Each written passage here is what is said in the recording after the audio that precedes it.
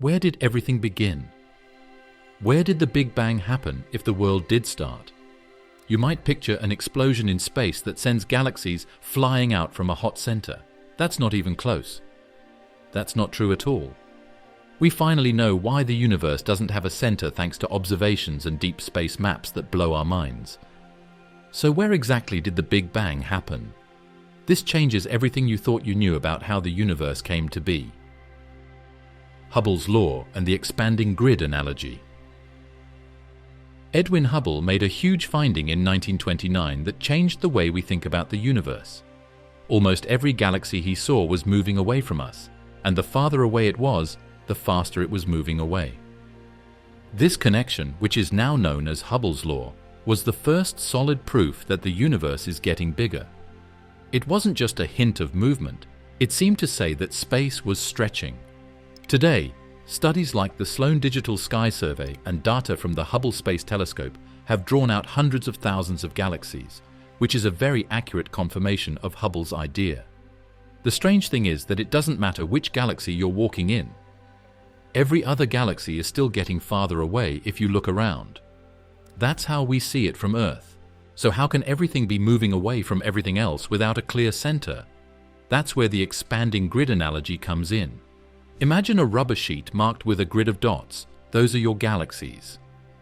Now stretch the sheet evenly in all directions. Every dot moves away from every other dot, but no dot is the center of the expansion. The space between them grows, but there's no single origin point on the sheet. That's exactly how cosmic expansion works. This analogy captures the essence of general relativity's view of space. It's not an empty stage where galaxies perform. It is the stage, and that stage is growing. It's not that galaxies are flying through space like cosmic cannonballs. It's that the fabric of space between them is increasing. And this interpretation is backed by real numbers. The Hubble constant, currently estimated to be around 70 kilometers per second per megaparsec, describes how fast space expands per unit of distance. A galaxy 1 megaparsec away recedes at 70 kilometers per second. Double the distance, double the speed. Because the universe is uniform on large scales, this expansion looks the same from any location. If you were in a galaxy 10 billion light-years away, you'd still see all other galaxies moving away from you. That illusion of being at the center isn't a trick of your location, it's a property of the geometry itself. The universe expands uniformly, not outward from a specific place. With 3D star maps, this idea is even stronger. Researchers using the Sloan Digital Sky Survey have mapped out the locations and redshifts of more than 1 million galaxies. The results show a uniform large-scale pattern. The expansion looks isotropic, which means it's the same speed in all directions, no matter where you look. That is a direct reflection of the math behind general relativity, more especially Einstein's field equations and the solutions to them when the world is thought to be uniform and isotropic. There's another way to look at it. Galaxies aren't moving through space like a car does. They're moving more like raisins in bread dough that's rising. The dough is the empty room. The raisins, galaxies, move farther apart as it grows, but none of them break through the dough. All the work is done by the dough's growth. There is no center raisin, like there is no center rubber sheet. Everything moves away from this one. But what about the world that we can see? Doesn't that have us in the middle? Kind of. As far as we can tell, we are in the middle of the universe that we can see, because light has only taken 13.8 billion years to get here. That doesn't mean we're the center of the world, though. There is a sphere that can be seen around every point in space.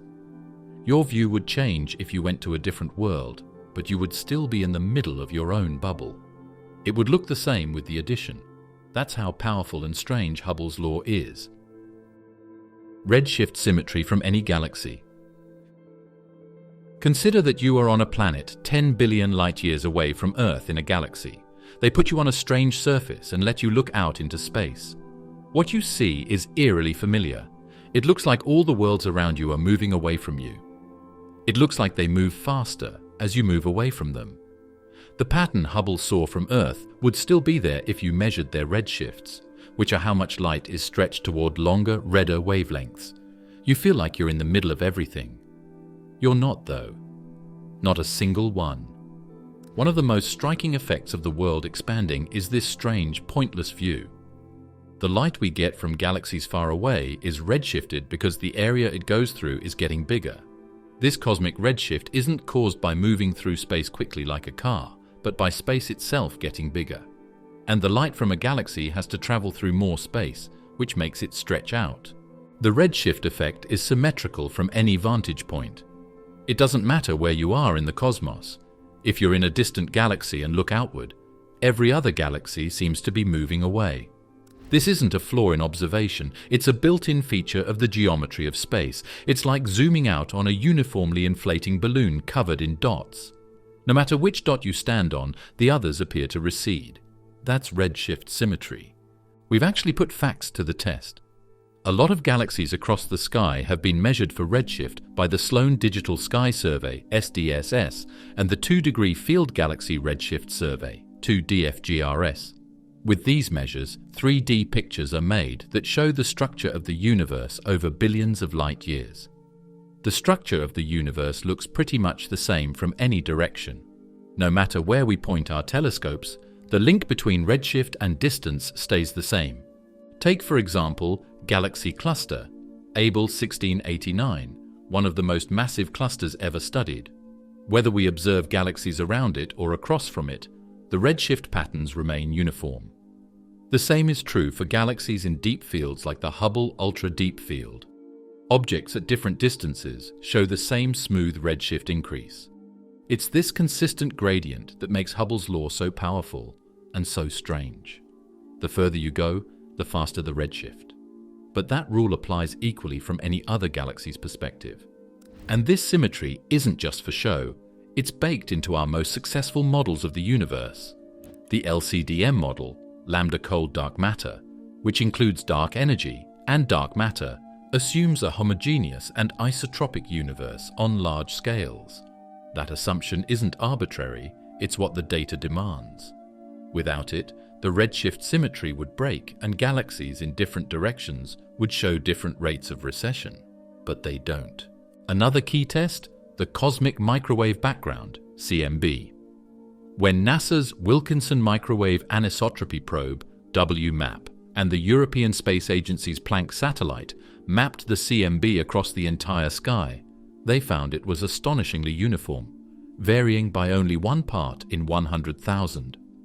This uniformity means there's no preferred direction in the universe and no special point everything moves away from. It's another powerful confirmation that redshift symmetry isn't just local, it's cosmic. This similarity also holds true for large-scale motion flows, which makes it even more convincing. Galaxies don't just seem to be moving away, their motion is logically linked to growth. Strange speeds or small changes from the Hubble flow happen for no reason and cancel each other out over long distances. In a world without a core, this is what you'd expect to see. If there was one, the redshift field would change shape so that galaxies close together would bunch up and galaxies farther away would stretch out randomly. But maps show that the redshift field is smooth. You can also think of this like baking a loaf of raisin bread. As the dough rises, each raisin sees all others move away. There's no center of the bread. From each raisin's point of view, it's surrounded by receding neighbors. And because the dough is rising everywhere, the illusion of being at the center is shared by every raisin. This concept completely breaks common sense. Our brains are wired for Newtonian physics, objects moving through a static space, explosions with clear origins. But in cosmology, expansion doesn't need a place to push from. Instead, it pushes everywhere. So when we look into the night sky and see galaxies moving away from us, it's not because we're special, it's because space is expanding, and redshift symmetry makes it look that way from every galaxy. Huge things are at stake. It means that the world is growing between everything, not from something. The redshift data doesn't just show motion, it also shows a secret truth about how reality is made and how it shapes. According to it, the universe doesn't have a center and all points of view are true. The illusion of centrality is caused by mathematics, not advantage. The cosmological principle: no privileged observer. Modern astronomy is based on the cosmological principle, a powerful and strange idea that has changed the way we think about everything. If you look at the world on a big enough size, this principle says that it is uniform and has no different areas. In simple terms, not a single place is unique. There is no better way to go. Plus, as rocks in the Milky Way, we're not in the middle of anything. This wasn't always obvious. Before telescopes, humans assumed the cosmos revolved around Earth. Even as we discovered other planets, then galaxies, we kept imagining ourselves somewhere near the middle. But the more we looked, the more we realized every time we zoomed out, the story stayed the same. The universe doesn't curve toward us. It doesn't radiate out from us. Instead, it's smooth, unbiased, like fog stretching infinitely in all directions. The cosmological principle has two parts. Homogeneity means that the universe is the same at every location. If you measured temperature, density, or galaxy count in one patch of sky, you'd get the same results as you would in another, far away. Isotropy means the universe looks the same in every direction. No special axis, no cosmic north or south. These aren't guesses. They're inferences drawn from a mountain of data. To begin, let us look at isotropy. What is the strongest proof? It is called the cosmic microwave background, or CMB. This is the glow left over from the Big Bang. It can still be seen today. When the WMAP satellite and then the Planck probe mapped the CMB, they found something amazing. Everywhere it is the same temperature, which is about 2.7 Kelvin. There are very small differences, only 1 part in 100,000. At that level of consistency, it's almost scary. If the universe had a center or an edge, the CMB would betray it. We'd see a gradient, hotter in one direction, colder in another, or we'd spot a directional pattern in how galaxies cluster, but we don't. The CMB is remarkably even, and when we measure redshifts in galaxies all across the sky, they also distribute evenly. These are the fingerprints of an isotropic universe. That's it for uniformity. This one is harder because the universe is not the same everywhere. Our galaxy has a shape, with spiral arms, a bulge, and areas with a lot of stars. Zoom out to the local group to see how the items are grouped together. If you keep zooming in, you'll hit walls and empty spaces. This is the cosmic web, made up of strings of matter that stretch across space. It's a mess, but don't stop moving. Things start to even out after a few 100 million light years. There aren't even perfect gaps between galaxies, but generally the trends are pretty even. It gets smoother as you look farther away. This is backed up by massive redshift surveys like 2DF and SDSS. They've charted millions of galaxies and confirmed beyond 300 million light years the universe behaves like a fluid. Density variations level out. No patch is consistently richer or emptier. That's homogeneity in action. And it's why the standard model of cosmology, lambda cold dark matter, or LCDM, builds the cosmological principle right into its core. Copernican ideas are built upon by the cosmological principle. Earth is not the center of the solar system, and the Milky Way is not the center of the world or the solar system. We can make models that are simpler, stronger, and easier to test by saying that no place is unique. They're useful as well as pretty. We've tried alternatives. Some early 20th century models posited a static universe with an edge or with preferred directions, but they broke down under the weight of evidence. Anisotropic models, ones that allow the universe to be lopsided, just don't fit the data. The uniformity of the CMB, the even distribution of galaxy clusters, the symmetry of expansion, all scream for isotropy. Could we still be wrong? Could there be a hidden axis or a large-scale distortion just beyond our reach? Maybe. There are anomalies, like the CMB cold spot or the so-called axis of evil alignment in the microwave background. But most physicists believe these are statistical quirks, not signs of cosmic asymmetry. And unless stronger evidence arises, the cosmological principle stands firm.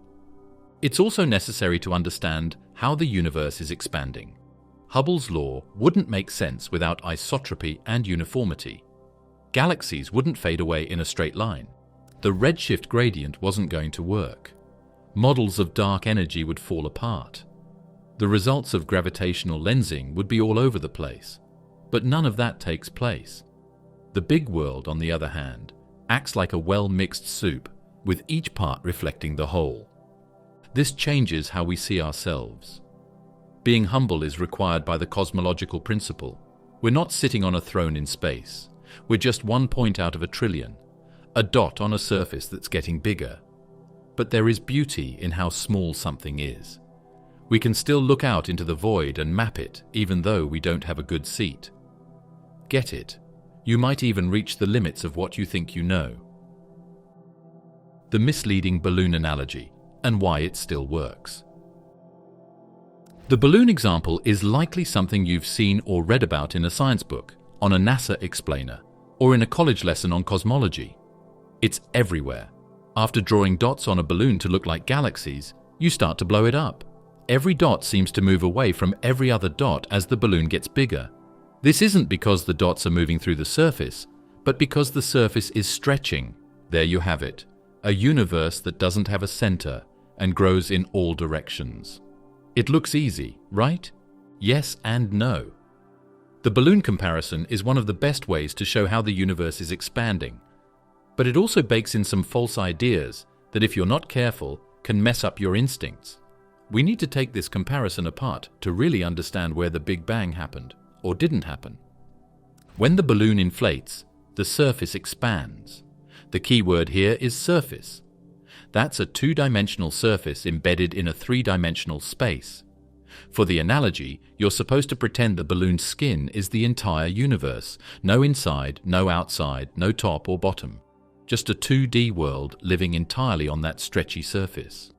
The dots don't move on the balloon, they stay in place relative to the surface. But because the balloon stretches, they all get farther apart. Importantly, none of the dots sits at the center. From any dot's point of view, the rest are all receding. That mirrors what astronomers see in our real 3D universe. Galaxies aren't flying away from a central explosion. Space itself is expanding, increasing the distance between all points. Now for the bad stuff. Number 1, the bubble has a middle. You have the balloon in your hands in real life. You can see it getting bigger in your hand. There is no point in our world that is like that center, the point in 3D space around which the area grows. Space is not really growing into anything. The growth is inside the body. It's not a motion through a bigger place. It's a feature of space-time itself. We are wired to think about space, though, so when we see the balloon grow, we can't help but picture it turning into something. Which brings up the next issue, the number of dimensions. The balloon is flat, but it curves into a 3D world. In comparison, our world is a three-dimensional space that is growing over time and might be buried in nothing. We don't mean that the universe is getting bigger in a way that you can point to with your finger. We mean that the way we measure how far apart 2 points are is changing. It's not like galaxies are moving through nothing. The fabric of space is stretching between them and pulling them along. It's almost hard to picture that without adding a fourth dimension to it. But the balloon also takes people astray. The balloon surface is finite but unbounded. That part is actually spot on. If you were a 2D being living on the balloon, you could travel in any direction forever and eventually loop around without ever hitting an edge. That mirrors one of the more popular models of the universe, where space is curved like a higher dimensional sphere. There's no center, no edge, but also no infinite plane. Just one big wraparound cosmos. But here's the catch. We don't actually know if our universe is closed like that. Data from the Planck mission and other observations suggest it's very close to flat, which might imply infinite extent or something even weirder like a topological torus. And then there's time. The balloon analogy leaves it out entirely. The dots on the balloon are static, but galaxies evolve. Stars form and die, supernovae explode, black holes grow. What's more, the expansion rate of the universe changes over time. A fact discovered in 1998 when observations of distant supernova revealed the expansion is accelerating. The balloon doesn't show this. It just inflates smoothly. No acceleration, no deceleration, no history, and certainly no dark energy. So what's the point of using it all the time? No matter how flawed it is, it works. It is one of the few ways to show people and students that the world can grow without a core. As it moves away from everything else, it gives you a sense of what it means for things to be moving away from each other. When used with other examples like the raisin bread one, where rising dough makes the space between the raisins bigger, it can help show a truth that goes against what you might think. The world can grow without a center. If we drop the balloon metaphor, what could replace it?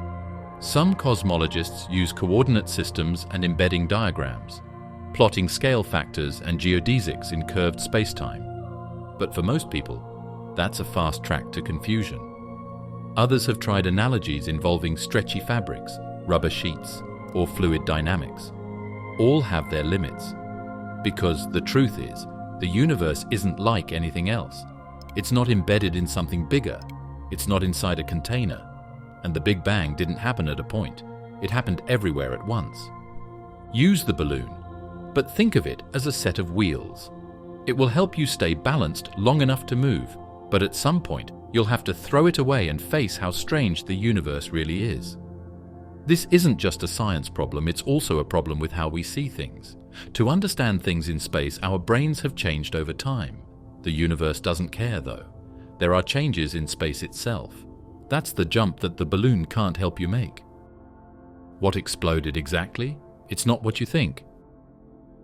In all of science, the word Big Bang is one of the most confusing ones. It makes me think of a cosmic fireball exploding into nothingness, a huge explosion sending stars, galaxies, and matter flying off from a single point. But if we want to know where the Big Bang happened, that picture will always lead us in the wrong direction. Because there was no real explosion in the usual sense. There was no place where the blast happened, not a point. There was no trash thrown into space. The Big Bang wasn't an explosion in space, it was space itself expanding very quickly. As soon as you know that, the question of where it happened stops making sense. Let us go back to the beginning. There was a hot, dense, and almost uniform state of energy and particles before galaxies, atoms, and even light. Something wasn't sitting inside this. It wasn't just a bunch of stuff floating in space. Space was it. The visible universe, which is 46 billion light-years across, was squished into a much smaller space. Not only did it not explode outward, but it started to grow everywhere at once. That's the main difference. In that early state, every point turned into a point in our world. That's the reason the Big Bang didn't happen in a certain place. It took place in the very structure of space. This is where general relativity steps in. Einstein's field equations don't describe explosions. They describe how space and time evolve in the presence of energy and momentum. And one of their solutions, the Friedmann-Lemaitre-Robertson-Walker metric, describes a homogeneous isotropic universe that expands or contracts over time. That's the mathematical foundation for the Big Bang model. And it tells us there's no need for a blast center. The equations work perfectly well without one. In fact, they demand that the expansion be the same everywhere. Then what does the phrase Big Bang mean? It was first meant as a joke. The phrase was made up by British astrophysicist Fred Hoyle in a 1949 BBC radio talk. He did this not to back the theory, but to make fun of it. Hoyle supported a different idea known as the steady-state model, which said the universe didn't start and has always looked pretty much the same. He joked when he used Big Bang, as if to say, oh, so the universe just magically went bang one day. They kept the name, but not the way they acted. A big reason why the Big Bang theory won was that it predicted the existence of the cosmic microwave background, which no other theory did. That faint afterglow, discovered accidentally in 1965 by Arno Penzias and Robert Wilson, isn't an echo of an explosion. It's the cooled-down remnant of a time when the universe was dense and hot enough to glow like the surface of a star. That glow filled all of space, and as space expanded, the light stretched along with it, its wavelength growing longer and colder until today, It's a near-perfect black body spectrum, just under 3 Kelvin above absolute zero. We don't see it coming from a particular direction because it's not coming from anywhere. It's coming from everywhere. If it all began in some compressed state, how can there not be a location where it started? To make sense of this, imagine running a simulation. You shrink the universe backward in time. Galaxies come closer, clusters collapse, radiation gets hotter and more intense. Eventually, everything is so close that it's overlapping, space is densely packed, and the scale factor approaches zero. But here's the twist. The simulation does this at every point. There's no single origin point collapsing inward. The whole grid shrinks uniformly. That early state existed everywhere, not somewhere. Also, what do you think about the idea of A? In a technical sense, the standard model of the Big Bang does predict a singularity, which is a point with infinite density and zero volume at time zero. But most people know that this is just a mathematical trick and not a physical fact. In physics, numbers that go on forever generally mean that the theory has broken down. And at those early scales, less than 10 to the minus 35 meters and before 10 to the minus 43 seconds, quantum gravity effects are likely to be the most important. We still don't have a good understanding of quantum gravity, but ideas like loop quantum cosmology and string theory suggest that the singularity might not be there after all. Instead, it might be a bounce, a phase shift, or even a state before the Big Bang. This means that the Big Bang wasn't really a bang. It wasn't a sky-high blast. The universe changed quickly, and we're still trying to figure out what the physical rules were that caused it. But one thing is certain. You're on ground zero no matter where you are in the world, because the Big Bang didn't happen in a single spot, but to all of space. The universe is expanding, but into what? Most people who study astronomy want to know what the universe is growing into if it is expanding. We picture balloons rising into the air around them, or blasts sending pieces of junk into space. That urge makes us think of the universe expanding into a bigger place, like hyperspace or a huge cosmic room. But that mental picture is totally wrong, no matter how natural it seems. It's not getting bigger into anything. Space itself is growing, and that growth doesn't need a limit or an outside. That's not just a trick of the language. It's one of the most important ideas in general relativity, and decades of observations back it up. To understand why this makes sense, we need to remember what the universe actually is. It's not a cloud of galaxies floating in a pre-existing medium. It is the medium. Space and time themselves are dynamic entities that can stretch, curve, and evolve. This is what Einstein's theory of general relativity teaches us. The expansion of the universe means that the distance between 2 points in space increases over time. Not because they're moving through space, but because the space between them is growing. It's like the surface of a loaf of raisin bread rising in the oven. The raisins stay in place relative to the dough, but the dough itself stretches and carries everything with it. The next frequent question is, what's not in the bread? What's outside the balloon? These comparisons are useful, but they don't work when we try to use them in more than one way. Since space is like a bubble, it seems like it must be growing into a higher dimensional space, like a flat surface growing inside a three-dimensional room. In our world, on the other hand, there is no proof that such an outside exists. There is no growth going on inside a space. There is a change in the shape of space itself. The data supports this. Observations from the Wilkinson Microwave Anisotropy Probe, WMAP, and the Planck satellite show that the universe is geometrically flat to within a small margin of error. That means, on cosmic scales, space doesn't curve inward like a sphere or outward like a saddle. It's more like an infinite sheet, flat, endless, and unbounded. In such a geometry, the idea of an edge or a boundary doesn't even make sense. You can travel in any direction forever and never reach a wall or a limit. So if there's no edge, what's expanding outward? The answer is nothing. It's not expanding out, it's expanding through itself. Let's go one step further. In an open or flat world, the way we measure distance changes over time. This is called the metric of space. 5 billion years ago, 5 billion years ago, 1 megaparsec was farther away than it is now. Even though it's farther away, it takes longer for light to move through space because space itself stretched during the trip. This is what makes redshift happen. When light from a galaxy far away hits us, it's not just because the source moved away.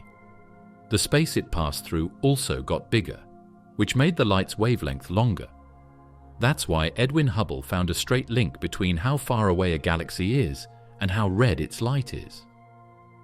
There is more room between us and something that is farther away. The expansion of space can occur faster than the speed of light. That's not a violation of Einstein's speed limit, because nothing is moving through space at that speed. Instead, the space itself is growing. This explains why parts of the universe are already beyond our observable horizon. Galaxies more than about 46 billion light-years away are receding from us faster than light due to this metric expansion. Their light will never reach us, not because they're outrunning photons, but because the stage itself is stretching too fast for the actor's messages to arrive. What's the universe expanding into? Not into a box, not into hyperspace. It's not filling a void because there is no void. The universe is all there is. And the expansion is not a thing expanding into a larger thing. It's a change in the distances within the only thing that exists. The expansion is intrinsic, not extrinsic. It's built into our models, even from a scientific point of view. When Friedmann equations are used to show how the scale factor changes over time, they don't talk about an outside. There is no outside background that defines the growth. It is based on the universe's matter, radiation, curves, and dark energy. That is the reason cosmologists don't stress about what that is beyond. One is not needed by the system. It seems very strange, but that's how things work on a cosmic scale. Our brains evolved to find our way around surroundings, not four-dimensional numbers. It might feel strange, but that doesn't mean it's wrong. Measurements of the cosmic microwave background, the spread of galaxies, and the redshifts of type Ia supernova all point to the same conclusion. The universe is expanding, but not into anything. It is expanding as something, not the moving of the set, but the stage being stretched. The geometry of flatness and infinite space. We should talk about how things are shaped. No, it's not a figure of speech. It's the real structure of the world. If we really want to know where the Big Bang happened, or if the universe has a center, we need to start with a strange question. What shape is space? This isn't just philosophical looking inward. The universe's structure tells us everything, from how light moves to whether the universe will keep growing. It turns out to be flat, which is a surprise. Not flat like a pancake, though. Einstein's view of space-time says that it is flat. We no longer think of a center or an edge in the same way. In fact, those words no longer mean anything. To break this down, we need to go back to general relativity. In Einstein's model, gravity isn't just a force, it's the warping of space-time by mass and energy. And just like how a heavy ball curves a trampoline, the matter in the universe curves the geometry of space. This curvature can take on one of three basic forms: positive, like a sphere; negative, like a saddle; or flat, like a sheet. Each of these geometries gives you different rules for how parallel lines behave, how triangles add up, and most importantly, how the universe evolves. How do we find out which one our world has? Observational astronomy helps us with things. One of the best is the cosmic microwave background, more specifically, the size of the temperature changes that happen in it as a function of angle. When we look at the CMB, we see the world about 380,000 years after the Big Bang. Small changes in temperature tell us about how dense the early universe was, and more importantly, how space bends light coming from that area. By measuring the size of these temperature spots, scientists can infer the curvature of space. If space were positively curved, like a sphere, light paths would converge, making the spots appear larger. If it were negatively curved, the paths would diverge, making the spots smaller. But what we see, confirmed by NASA's WMAP and ESA's Planck missions, is that the spots are exactly the size we'd expect in a flat universe, not a single degree more or less. That means, on the largest scales, the universe doesn't curve significantly. It's flat to within about 0.4% margin of error. In cosmic terms, that's basically dead flat. Why does that matter? Because a flat universe implies something mind-bending. It could be infinite. In a spherical universe, you can imagine traveling in one direction and eventually looping back around, like on Earth. That kind of space is finite but unbounded. In a negatively curved universe, you'd travel forever and never return. But space would still expand forever, just with a weird saddle shape. But in a flat universe, if the density of matter and energy is just right, which it seems to be, then space is infinite in extent. No edges, no bounds, no center. There is no such thing as the middle in a world that is infinitely flat. When you zoom out, you can't point to a giant target in space. There is no wrong place in space. That is a direct result of the cosmological principle, which says that on a big scale, the universe is uniform and has no different areas. It looks pretty much the same everywhere and in every direction.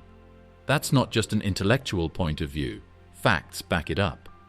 No matter where we point our telescopes, the CMB looks pretty much the same. Even in galaxy patterns, there is no clear favorite spot or line. How can we understand a world that is both endless and flat? A never-ending plane, like an endless grid, can help you picture this. There are no edges, not a square to start. In every direction, there are only grid lines that never end. Now picture that grid growing, but not outward. Picture it growing through itself. The squares get bigger. They are getting farther apart. Still, there's no edge, and there's no middle. But flatness doesn't guarantee infinity.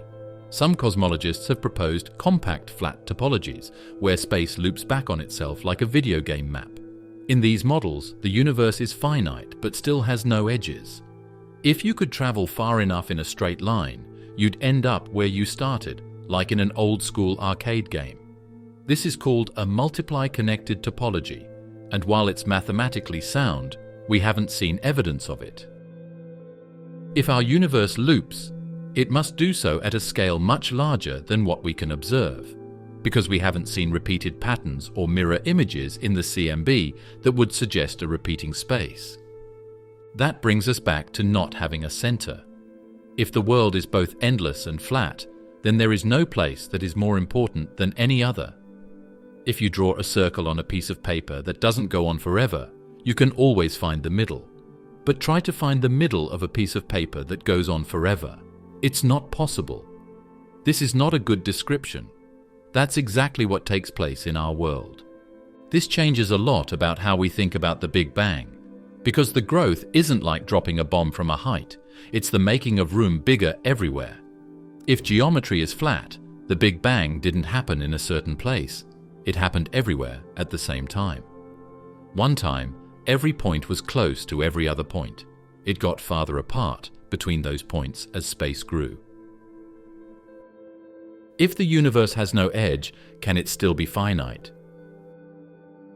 What if there are no edges to the world, but it still ends, right? That doesn't make sense, does it? When we hear the word finite, we usually think of something that has limits. A place for soccer, a piece of pie, your phone's power. But in astronomy, finite doesn't always mean edge, and infinite doesn't always mean eternally growing. The universe may be wrapped in a way that is hard for us to imagine. It may have a limited volume, but an infinite amount of space. This changes the way we think about the location, or lack thereof, of the Big Bang. To start, we need to separate the concept of size from the concept of boundary. An object can be finite and still have no edges. The surface of Earth is the perfect example. It's finite in area, but you can walk in a straight line forever and never fall off. That's because it loops back on itself. Earth's two-dimensional surface is embedded in three-dimensional space. Now imagine the universe as a three-dimensional version of that, except it's not sitting inside a larger space. It's all there is. In mathematics and physics, these kinds of edgeless yet finite structures are called closed manifolds.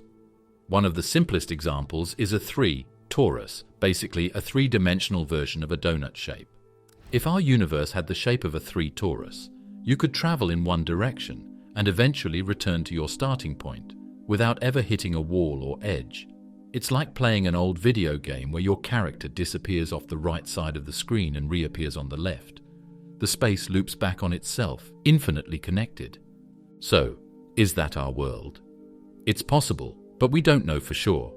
The Planck satellite has looked for patterns that repeat in the cosmic microwave background, which is the light that was left over after the Big Bang. Some of those patterns would overlap or match in strange ways if the universe were a loop, but no repeated signs have been proven yet. In other words, the repeated unit is bigger than the visible universe if the universe does loop.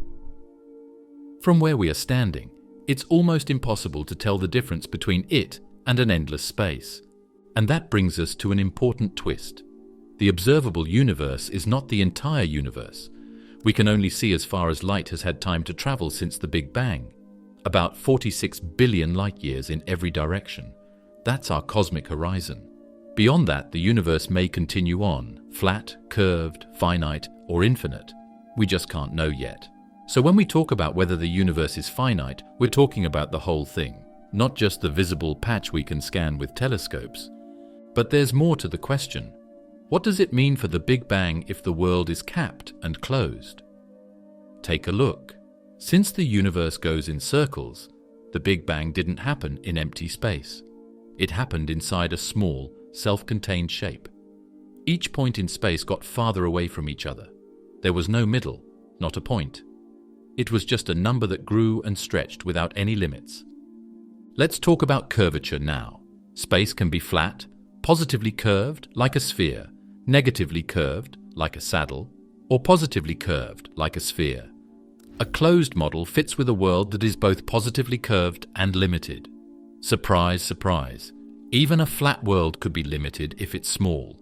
A 3 torus model is a flat area with a structure that wraps around it. So size isn't just based on math. Just as important is the geometry, or how space is put together. Why does this even matter? Because it influences how we model everything from cosmic inflation to large-scale structure formation. If space is finite and wraps, then photons, particles, and even gravitational waves might traverse the universe multiple times. That could, in theory, leave detectable traces, like repeating patterns in the sky or synchronized galaxy alignments. But again, we haven't found any slam-dunk evidence of this yet. Finite universes raise philosophical and scientific consequences. They limit how much matter and energy can exist. They restrict how far signals can travel. They even put a cap on how many civilizations could theoretically exist in the cosmos. But the wildest part is this. Even if the universe is finite, you could never reach the end of it. There's no edge to fall off, no curtain to peek behind. It's a self-contained space with no outside, like being trapped inside a video loop, forever moving forward but never outside. This changes our place in the universe in a way. The room goes around the edges, so there is no center. You can't go anywhere else, so there is no edge. The Big Bang happened everywhere in that small space. Not from just one spot, not from the beginning of time on a map, but as a stretching of space itself, one that filled the whole small universe from the beginning. The observable universe is not the whole universe. When we look up at night, the sky is beautiful, but it only shows a small part of the truth. The visible universe is the area that includes all the stars, galaxies, nebulae, and even the quasars that are the farthest away that we can see. It's a sphere with Earth in the middle and edges that go out 46 billion light-years in all directions. The catch is that it doesn't mean we're in the middle of everything. It only means that we are in the middle of what we can see right now. The universe that can be seen is not the whole universe, not even close. First, let's talk about why we have a ceiling. The world is only 13.8 billion years old, which is how long it takes for light to move. We can't see very far because of that. The things that gave off that light are now a lot farther away than 13.8 billion light years though, because the universe has been growing since then. Because of this growth, we now think that the edge of the universe that we can see is about 46 billion light-years away in all directions. That's a sphere that's more than 90 billion light-years across. But that sphere only exists from our perspective. If you were standing in a galaxy a billion light-years away, your observable universe would center around you, and it would include regions we can't see. Every galaxy, every observer, has their own observable universe, like overlapping bubbles in a much larger, possibly infinite cosmic foam. This idea ties directly into the cosmological principle, the assumption that the universe is homogeneous and isotropic on large scales. That principle says that the universe should look roughly the same from any vantage point, which means our bubble isn't special, it's just ours. The observable universe doesn't represent the boundary of existence. It just represents the boundary of what we can know, at least for now. There could be entire regions of space beyond that edge, teeming with galaxies, dark matter, and exotic phenomena we'll never see, simply because their light hasn't had time to reach us. Worse yet, due to the accelerating expansion of the universe driven by dark energy, some of those regions may never become visible, even in principle. This is where the concept of the cosmic event horizon comes in. That's a boundary beyond which events will forever be hidden from us, even if we wait an infinite amount of time. Galaxies that are currently just barely within our observable range may eventually redshift out of detectability as they accelerate away. It's like watching the taillights of a car fade into the fog, not because they disappeared, but because they're outrunning your ability to see them. And that changes how we look at data in big ways. So, readings of the cosmic microwave background, CMB, show us what the universe looked like when it was only 380,000 years old. But that picture forms a kind of visual shell around our visible world. After that, nothing. The reason we can't look past it is not that there is nothing there. You can see the wall of fog, but not what's behind it. It's like being in the middle of thick fog. This limitation doesn't just affect astronomy, it affects theory. Any hypothesis about the structure or shape of the entire universe must contend with the fact that we're seeing only a patch of it. Think about that. All our cosmological models, the lambda CDM model, inflationary theory, Big Bang nucleosynthesis, are built on observations taken from a fraction of the cosmos. It's like trying to understand a painting by staring at 1 square inch of the canvas. So when people ask, where did the Big Bang happen? Or what's beyond the edge of the universe? They're often confusing the edge of the observable universe with the edge of everything. And the truth is, we don't know if such an edge even exists. The universe could be infinite, or it could be curved and finite, looping back on itself in ways we can't detect from inside our cosmic bubble. But either way, our knowledge is capped, hard. There is a strange beauty in being limited in this way. That's because it means that everyone who can see the universe lives in the middle of their own visible universe. From its own point of view, each galaxy is the starting point. That fits nicely with the idea that the world doesn't have a center. Everything doesn't start at one point and grow from there. From wherever you are, you can see that there is only a network of growing space. Astronomers use redshift surveys, gravitational lensing maps, and cosmic background radiation data to stitch together as complete a picture as possible. But they all come with the caveat: observable only. That's not a cop-out, it's physics.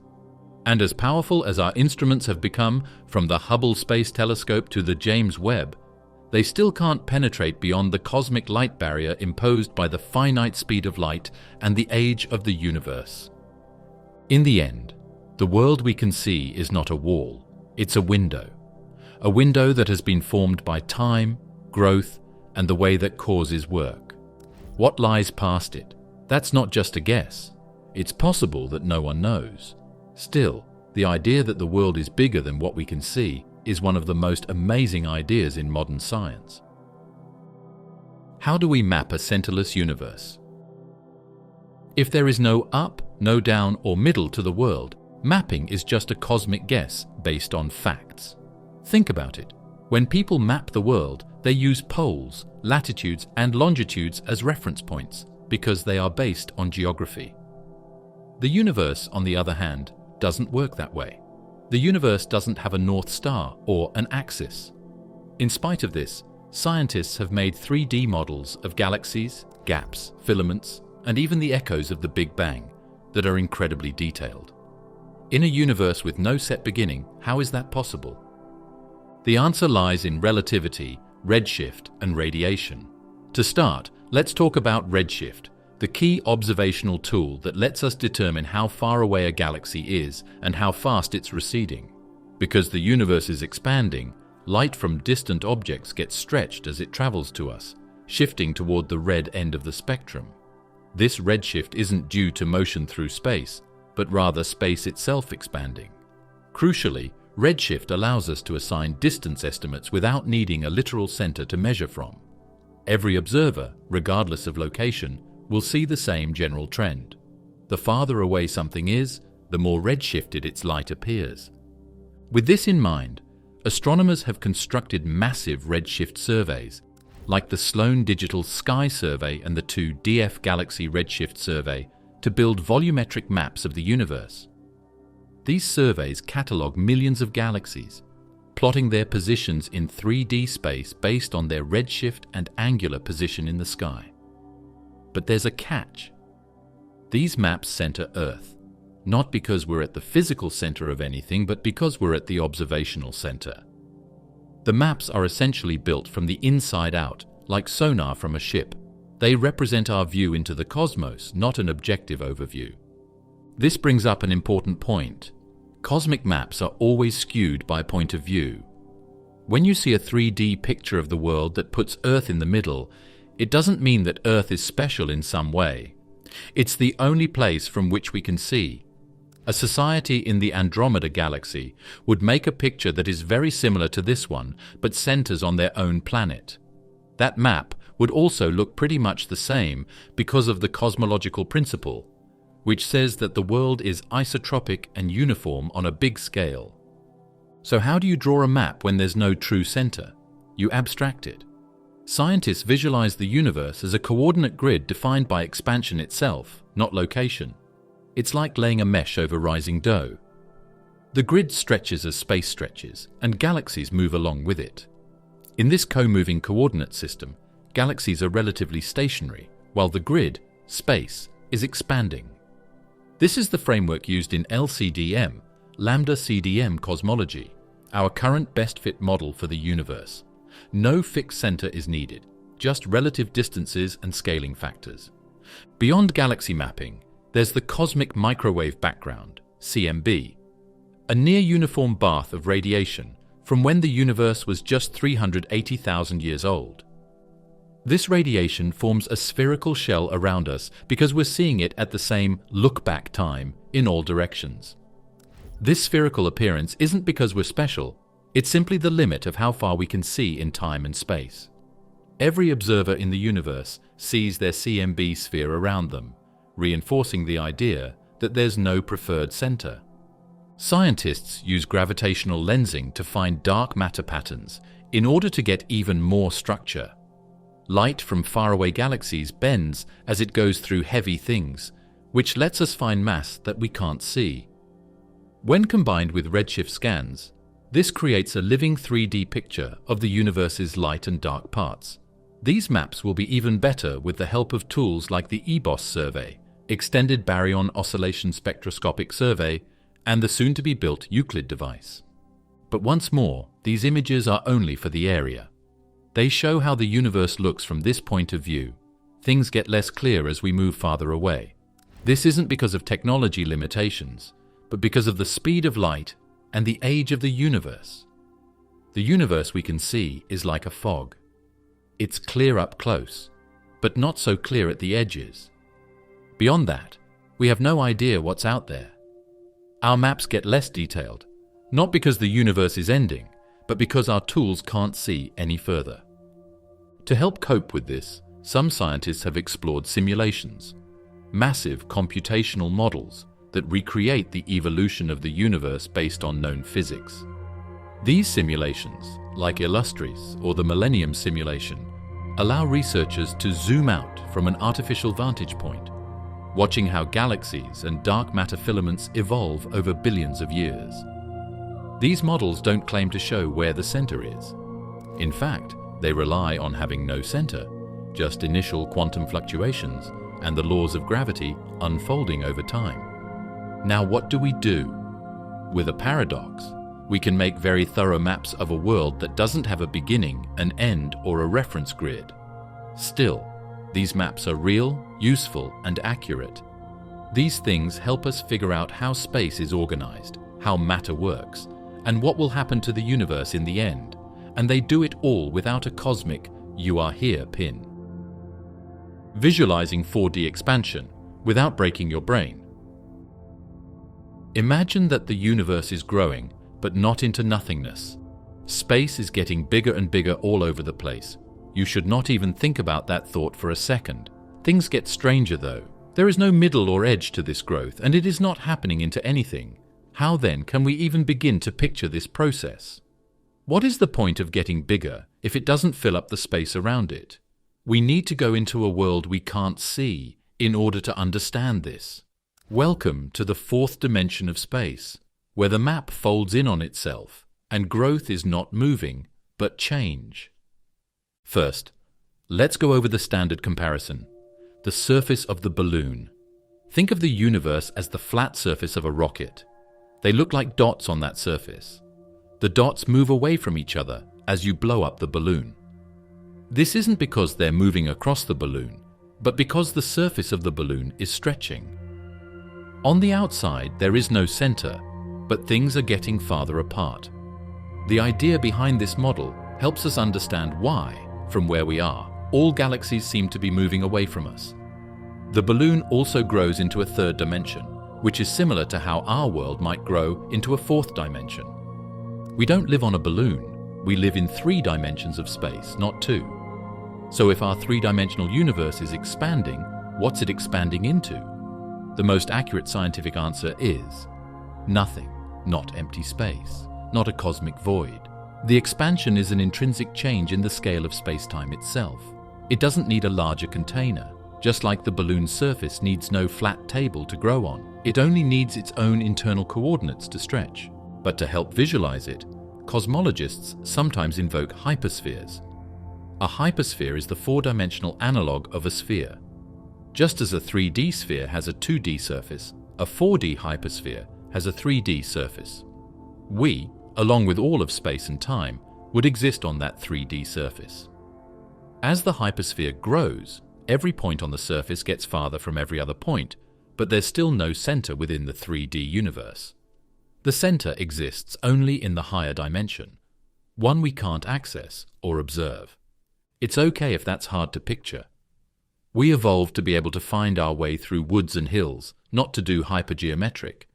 We can't really see 4 dimensions of space, but we can model them mathematically. In fact, these vague ideas don't get in the way of general relativity, which is the main idea behind current astronomy. The equations talk about geometry, curves, and growth in 4 dimensions of space-time, 3 space dimensions and 1 time dimension. They don't need a where to grow into. So what does expansion actually look like from inside? It doesn't. That's the unsettling part. There's no visual indicator. You're not getting stretched. Your house isn't drifting away from your neighbors. That's because the expansion is only noticeable on intergalactic scales.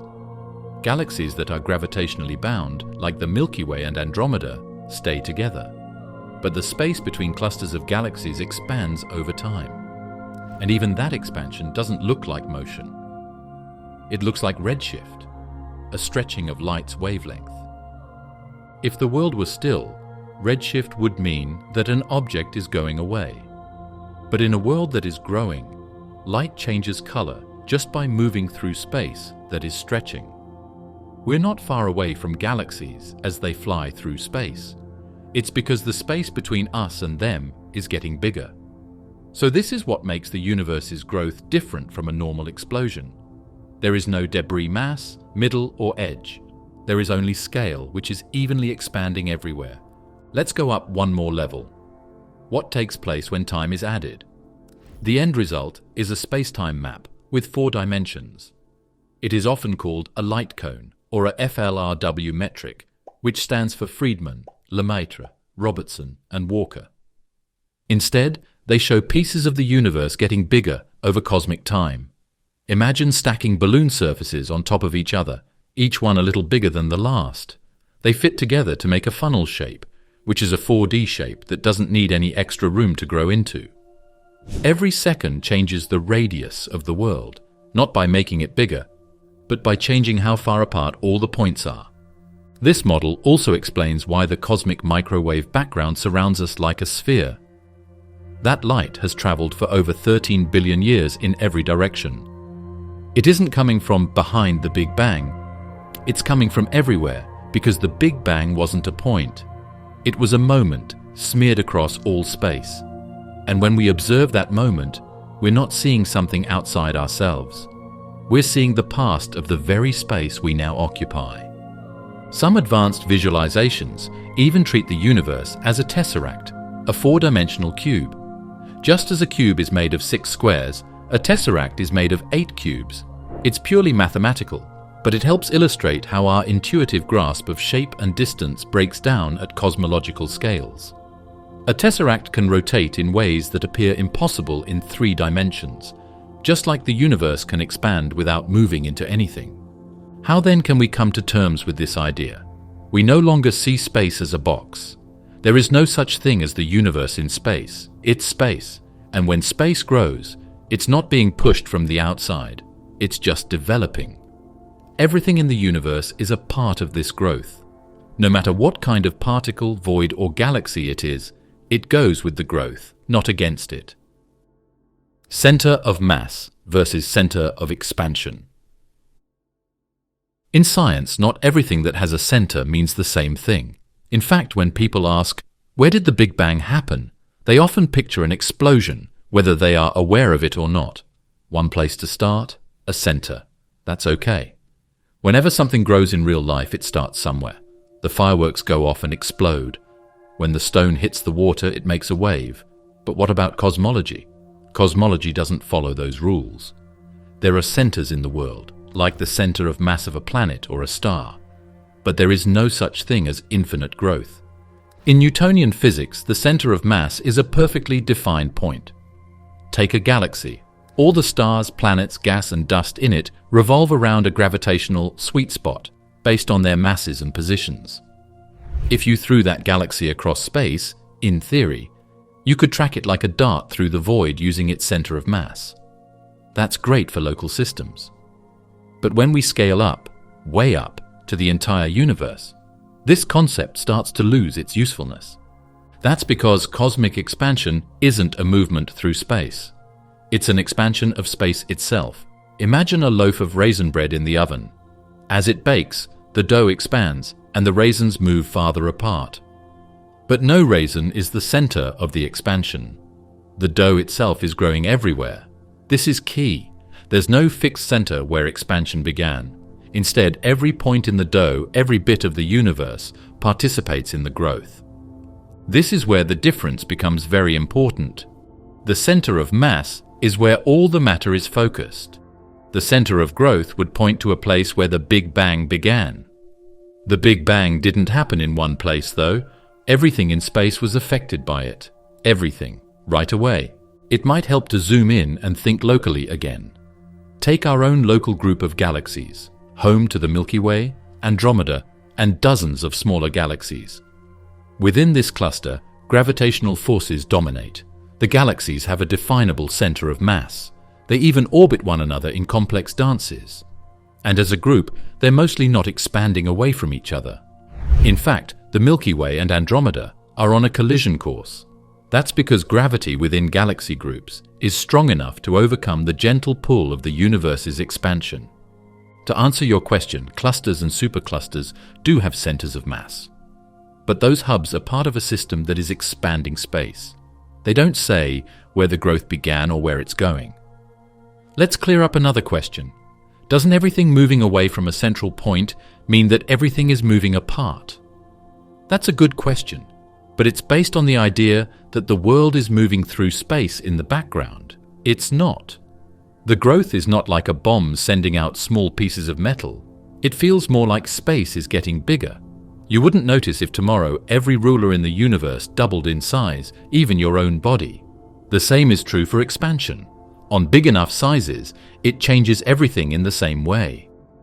In technical terms, expansion is governed by the Friedmann equations, derived from Einstein's general relativity. These equations describe how the scale factor of the universe, essentially the size of space, changes over time. Nowhere in these equations is there a special coordinate, a center, from which things spread. The math assumes homogeneity, uniformity, and isotropy, no preferred direction, which aligns with what we observe through the cosmic microwave background and large-scale galaxy surveys. Even our tools for observing the universe reinforce this idea. The redshift of distant galaxies isn't due to their motion through space, it's due to the stretching of space between us and them. From Earth, everything appears to be moving away. But if you were in a galaxy 10 billion light-years away, you'd see the same thing, because from every vantage point, it looks like you're at the center. That's not a mistake. That's how an expanding, centerless universe behaves. Let's connect this to the Big Bang. The name isn't clear. There was no bang in a place. It was the start of space. Everything gets smaller as you go back in time through the growth of the universe. It doesn't get smaller toward a specific place in space, but toward a state of extreme density and temperature. In traditional relativity, that early moment is called the singularity, but we now think that quantum physics takes over before that point is reached. In this way, the Big Bang wasn't a place event. Space as a whole was in that state. Even if the universe is infinite, and many models suggest it might be, it still doesn't need a center. An infinite plane has no midpoint. A sphere's surface has no edge. A torus loops back on itself. The shape of space might be wild and beyond our intuition, but the math allows for complete expansion without origin. The center is not where we started. It's everywhere, and that includes right where you are. Why the universe's expansion is not like a bomb. Picture this. A bomb goes off. From the middle, shards fly outward. You can follow their tracks back to the source, which is the one spark that set them off. That's how most people think of the Big Bang, a crazy boom in space that sent galaxies flying off in all directions like cosmic shrapnel.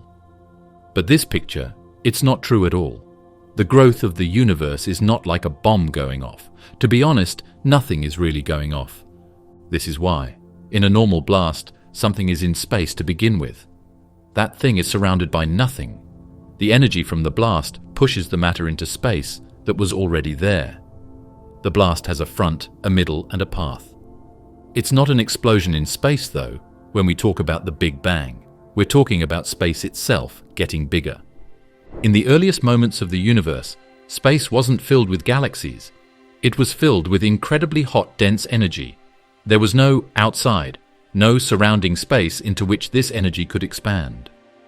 Space and time themselves were part of what was coming into being. The Big Bang happened everywhere at once, not in a particular spot. Every part of what is now the universe was once compressed into that ultra-dense state. This is hard to picture, so let's use a better analogy. Imagine a balloon with dots drawn on it. The surface of the balloon represents two-dimensional space. As you inflate the balloon, the dots move apart, but none of them are the center of expansion, and the center of the balloon itself doesn't exist on the surface. That's the trick. The surface is all there is, just like in our universe. The balloon expands, and every dot sees every other dot moving away. There's no edge and no center on the surface.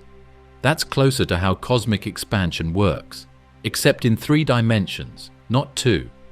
If the universe were really expanding like a bomb, we'd expect galaxies to move through space, pushing against something, maybe leaving behind a trail or blast wave. But that's not what we see. Galaxies aren't hurtling outward into empty space. They're being carried apart by the stretching of space itself. This is a fundamental distinction. The galaxies aren't moving through space the way cars drive down a highway. It's more like the road is getting longer while the cars stay parked. This concept is backed up by observational evidence, especially from redshift data. When we observe distant galaxies, their light is stretched, not because they're speeding through space like rockets, but because the space between us and them is growing. This is called cosmological redshift, and it's a smoking gun for space itself expanding. Another problem with the explosion idea is that real blasts take longer to happen. The speed is slowed down by gravity, air resistance, and friction. In the universe, though, things are going the other way. Since the late 1990s, studies of faraway supernovae, especially type Ia ones, have shown that the universe is expanding faster than before. That's right, it's going faster, not slower. Dark energy, an unknown force that seems to push space apart, is thought to be behind this speeding up. If this were a bomb, it would be the weirdest one in history.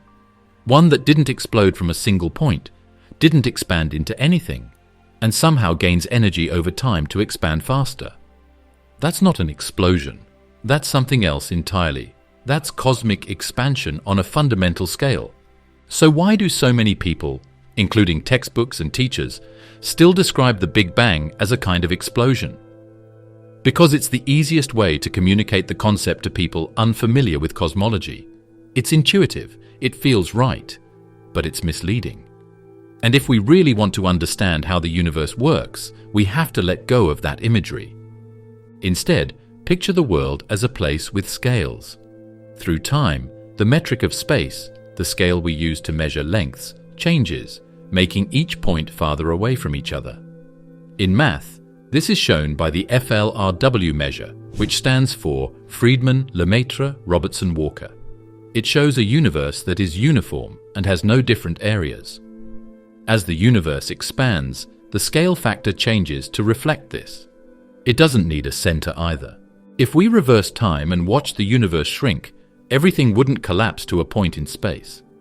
It would collapse to a condition, a state of infinite density and temperature, where space and time as we know them cease to function. That's what we call the singularity, though it's likely that quantum effects would replace this classical idea with something new, like a quantum bounce or a different phase altogether. The Big Bang was not a bomb in the end. It was the start of scale, a launch of space and time, a change from very dense matter to the organized universe we see now, without a blast, a core, or a shockwave. It's just pure math growth. Why maps of the universe are always lying.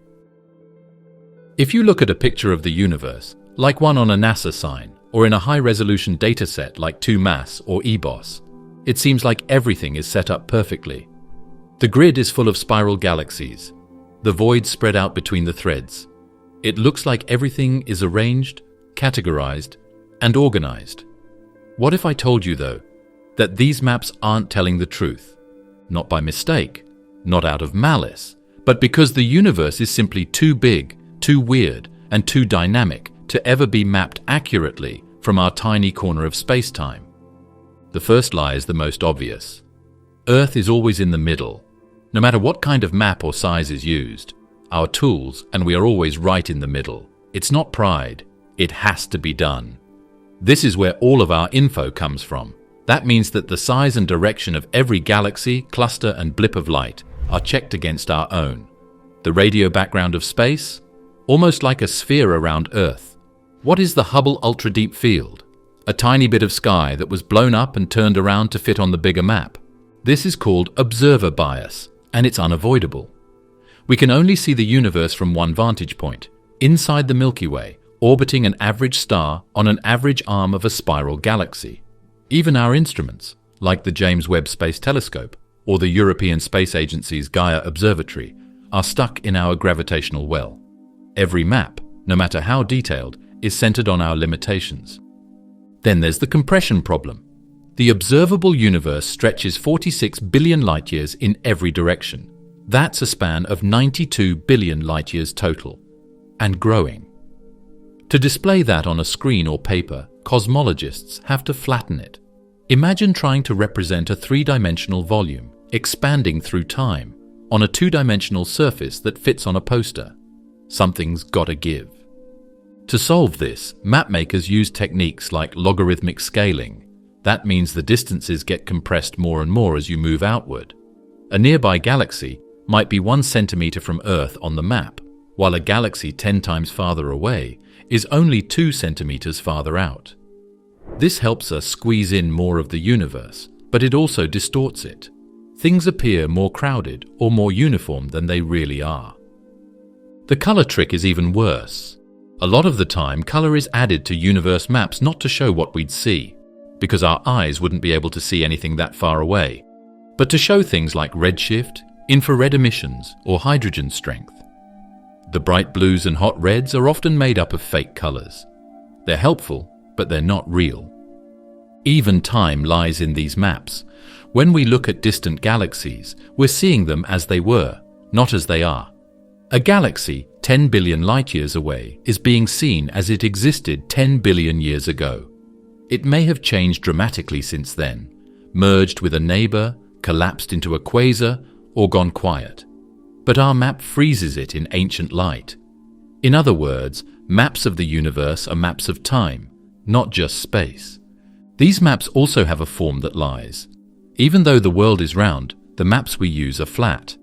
The structure of the universe is often shown by cosmologists in the form of slices or spheres, which make a complex four-dimensional structure easier for our brains to understand. To do this, you have to assume that space is flat, that redshift is a good way to measure distance, and that structures are stable enough to map at all. Each assumption adds a bias.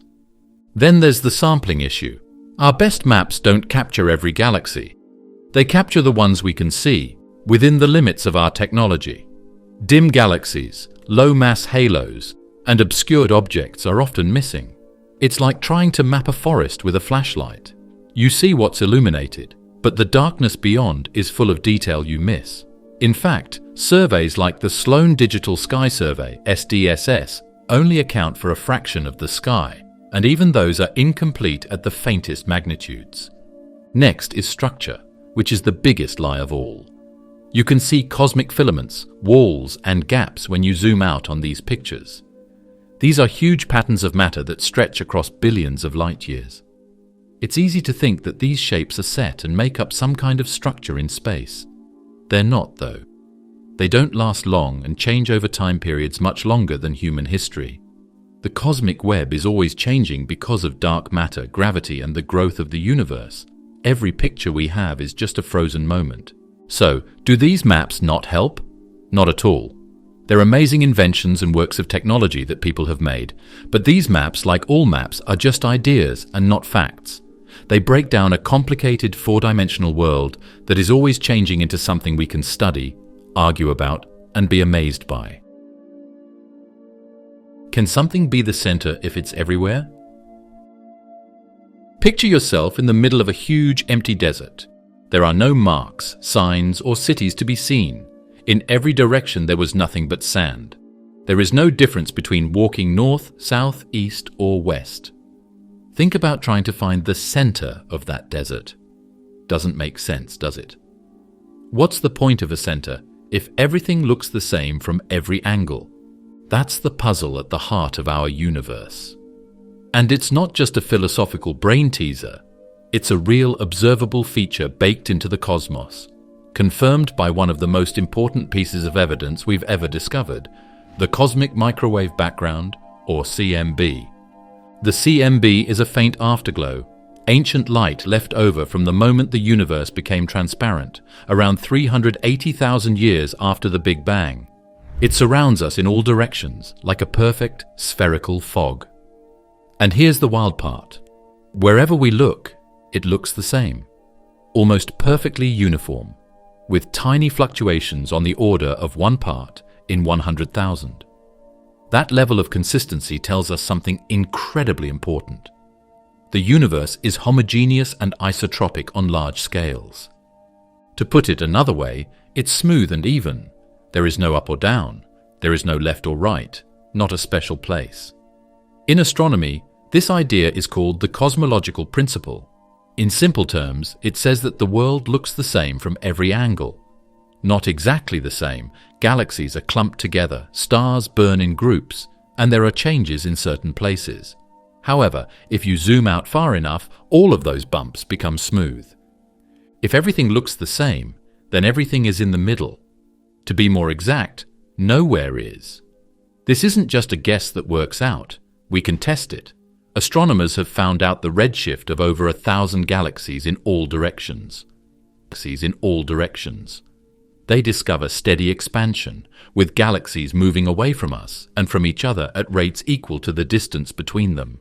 Those galaxies' light is stretched by the expansion of space, and it's stretched in a way that goes with the same trend, no matter which way it looks. In other words, if you were sitting in a galaxy 5 billion light-years away, the universe would look basically the same. The CMB would still glow evenly. Galaxies would still recede from you in all directions. You'd still think you were at the center, just like we do. It's an illusion of perspective, not a physical truth. And that's why the question, where did the Big Bang happen, is so tricky. Because it didn't happen at a place. It happened to space itself. Every region of space we see today, from the edge of the observable universe to your bedroom, was once compressed into a hot, dense state. The Big Bang didn't explode into space. It was space, and it happened everywhere at once. This brings up a small but important difference. The Big Bang wasn't a blast in space. It made the space bigger, and when space grows the same amount in all directions from each point is equally central. That's why our telescopes can't find the center of the universe. That's why the CMB forms a perfect sphere around us. That's why maps of the world look so much alike, no matter where you picture putting your camera. But hold on, doesn't the CMB have variations? Yes, it does. There are tiny ripples in temperature measured by missions like WMAP and Planck, and they're not just noise. They're real features, early density fluctuations that later became galaxies, stars, and everything we see. But these fluctuations are statistically uniform. They don't create a meaningful direction or a cosmic landmark. They're random, not directional. But experts used to think otherwise. In the early 2000s, scientists found a strange thing in the CMB. They called it the cold spot. And it was a bigger than expected area that was a little colder than the rest. A lot of rumors spread. Could it be a bruise from space? A sign that another world is crashing into ours? A sign that points in a certain way? Most scientists now think it's a statistical fluke, rare, but not impossible. Studies of the surrounding structure and simulations of random noise show that anomalies like the cold spot can happen naturally in a uniform universe. So it didn't break the model. It just reminded us how hard it is to let go of the idea that something must be central. Our brains are made to find cores and edges. There is one on every map, plan, and city. The universe doesn't follow those rules, though. It's not made to look like a city, a balloon, or a fireworks show. It's more like a cloth that can stretch and no longer needs a middle to grow. It can grow in all directions smoothly, evenly, and forever. There is no right or wrong answer to the question of where the Big Bang happened or where the center of the world is. Everyone thinks they are there. Due to the fact that all points in space were once part of the same spark, the beginning of everything, they all have the same right to be called the origin. The CMB cold spot and the illusion of asymmetry. When the Wilkinson Microwave Anisotropy Probe, or WMAP, released its full sky picture of the cosmic microwave background in 2003, cosmologists thought they would see almost complete regularity. That's what the plan was. Since the cosmological principle is at the heart of the standard model of cosmology, it stands to reason that the universe should look the same from every angle. And most of the time, it did. But in the bottom left quadrant of that now iconic map, a problem.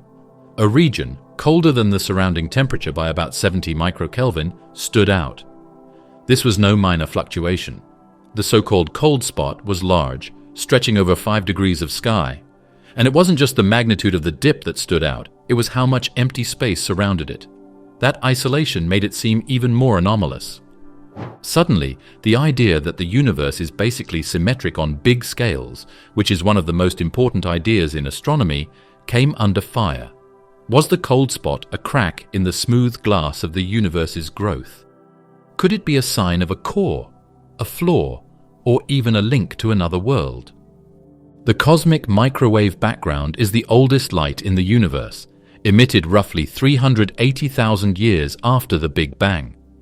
At that time, the universe had cooled just enough for protons and electrons to combine into neutral hydrogen, allowing photons to travel freely for the first time. Those photons, redshifted by 13.8 billion years of expansion, now arrive as microwave radiation at a nearly uniform temperature of 2.725 Kelvin. But nearly is the key word.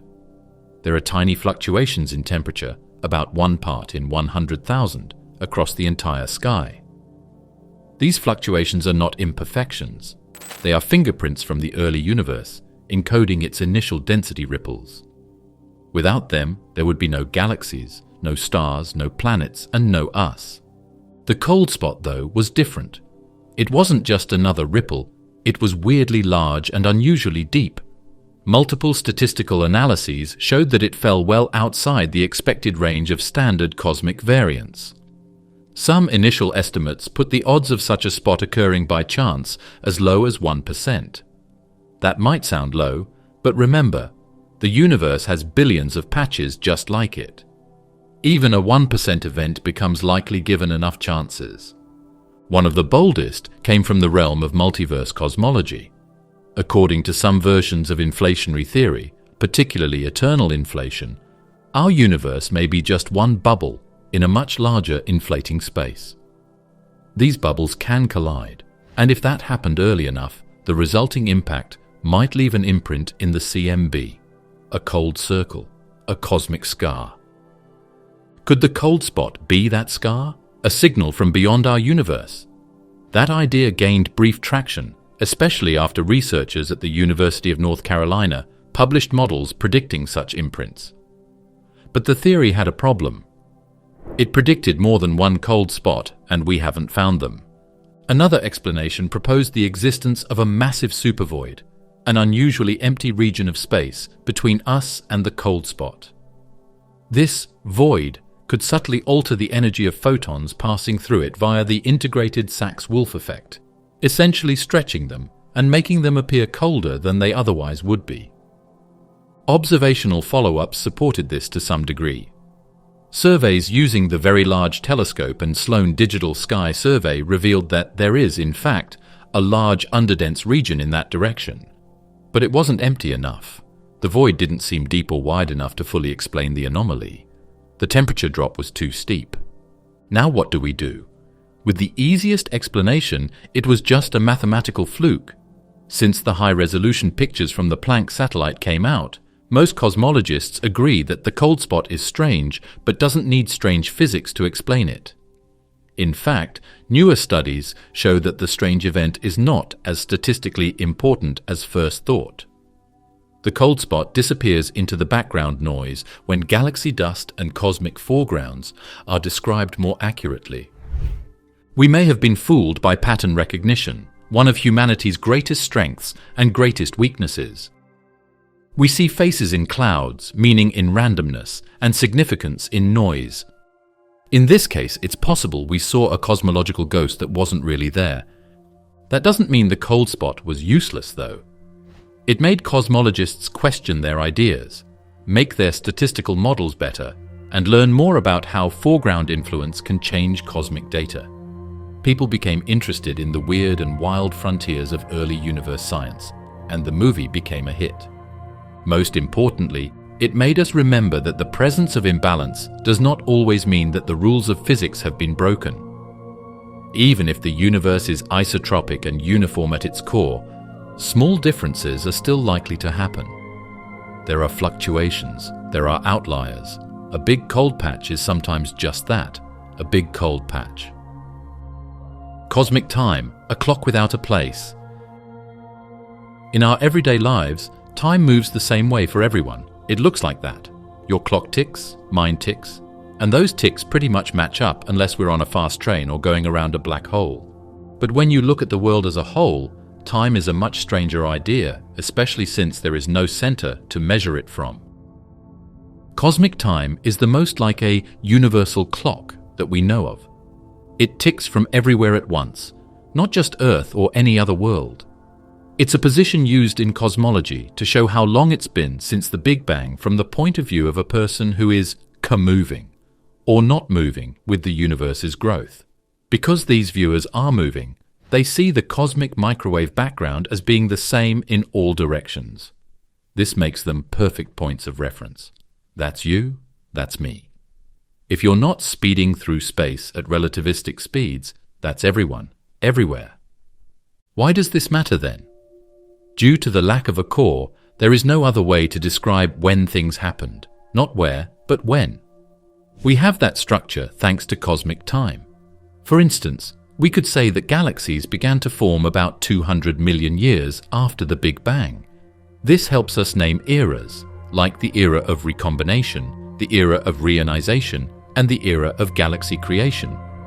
It also lets us put all viewers on the same schedule, no matter where they are. But this only works if space itself behaves predictably, and that's where general relativity comes in. Einstein's field equations, when applied to a homogeneous and isotropic universe, that is, one that looks the same in all directions and from all locations, yield a solution known as the Friedmann-Lemaitre-Robertson-Walker metric.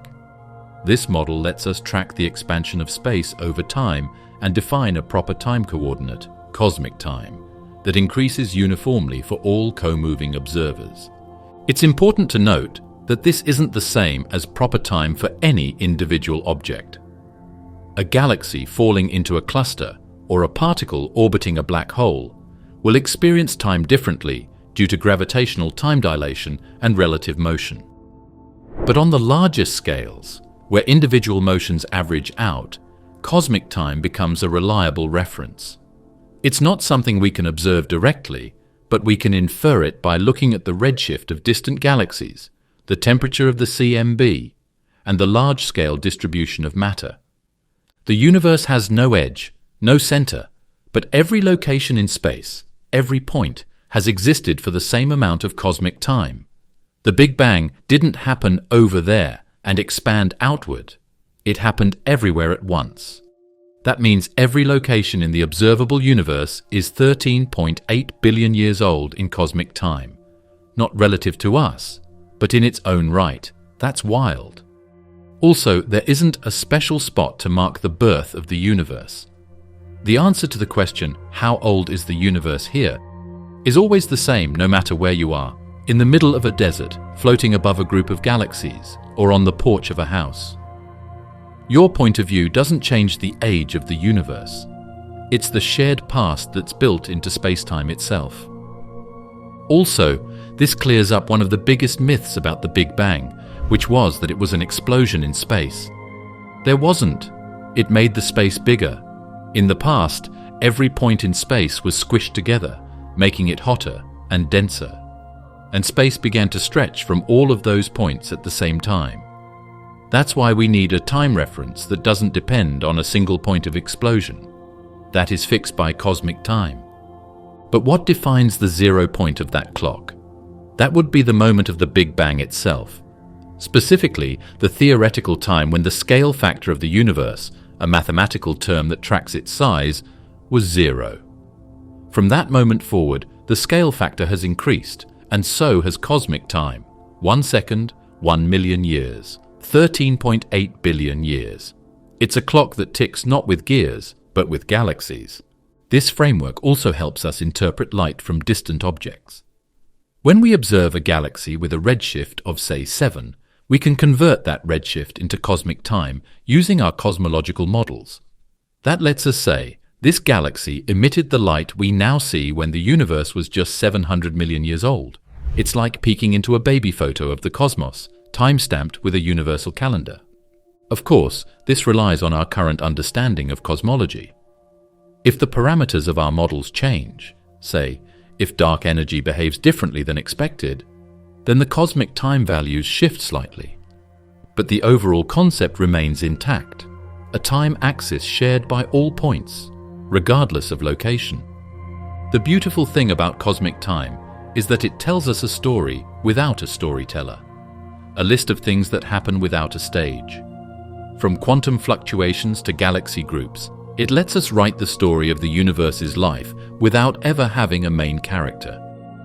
Simultaneous everywhere, the first light in all places. There's something very romantic and almost scary about the idea that the world all lit up at once, not because someone pulled a switch or a god gave the order, but because of a chain reaction of cooling atoms and old radiation physics.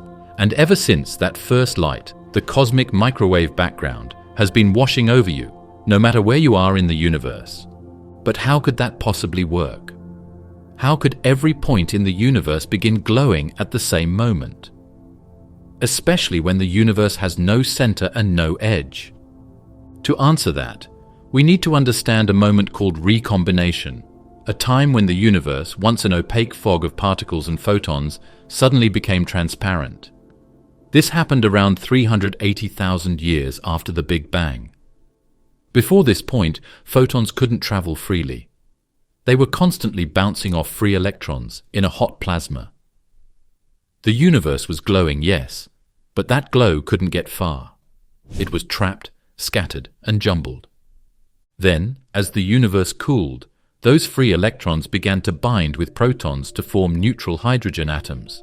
And just like that, the fog lifted. Photons were no longer being scattered constantly. They could travel in straight lines. That's the moment when light became visible across all space. And because this process occurred across the entire universe simultaneously, everywhere was glowing with first light at the same cosmic time. The key here is that we're talking about cosmic time again, the same clock we explored in the previous chapter. Recombination occurred not at a particular place, but at a particular age of the universe.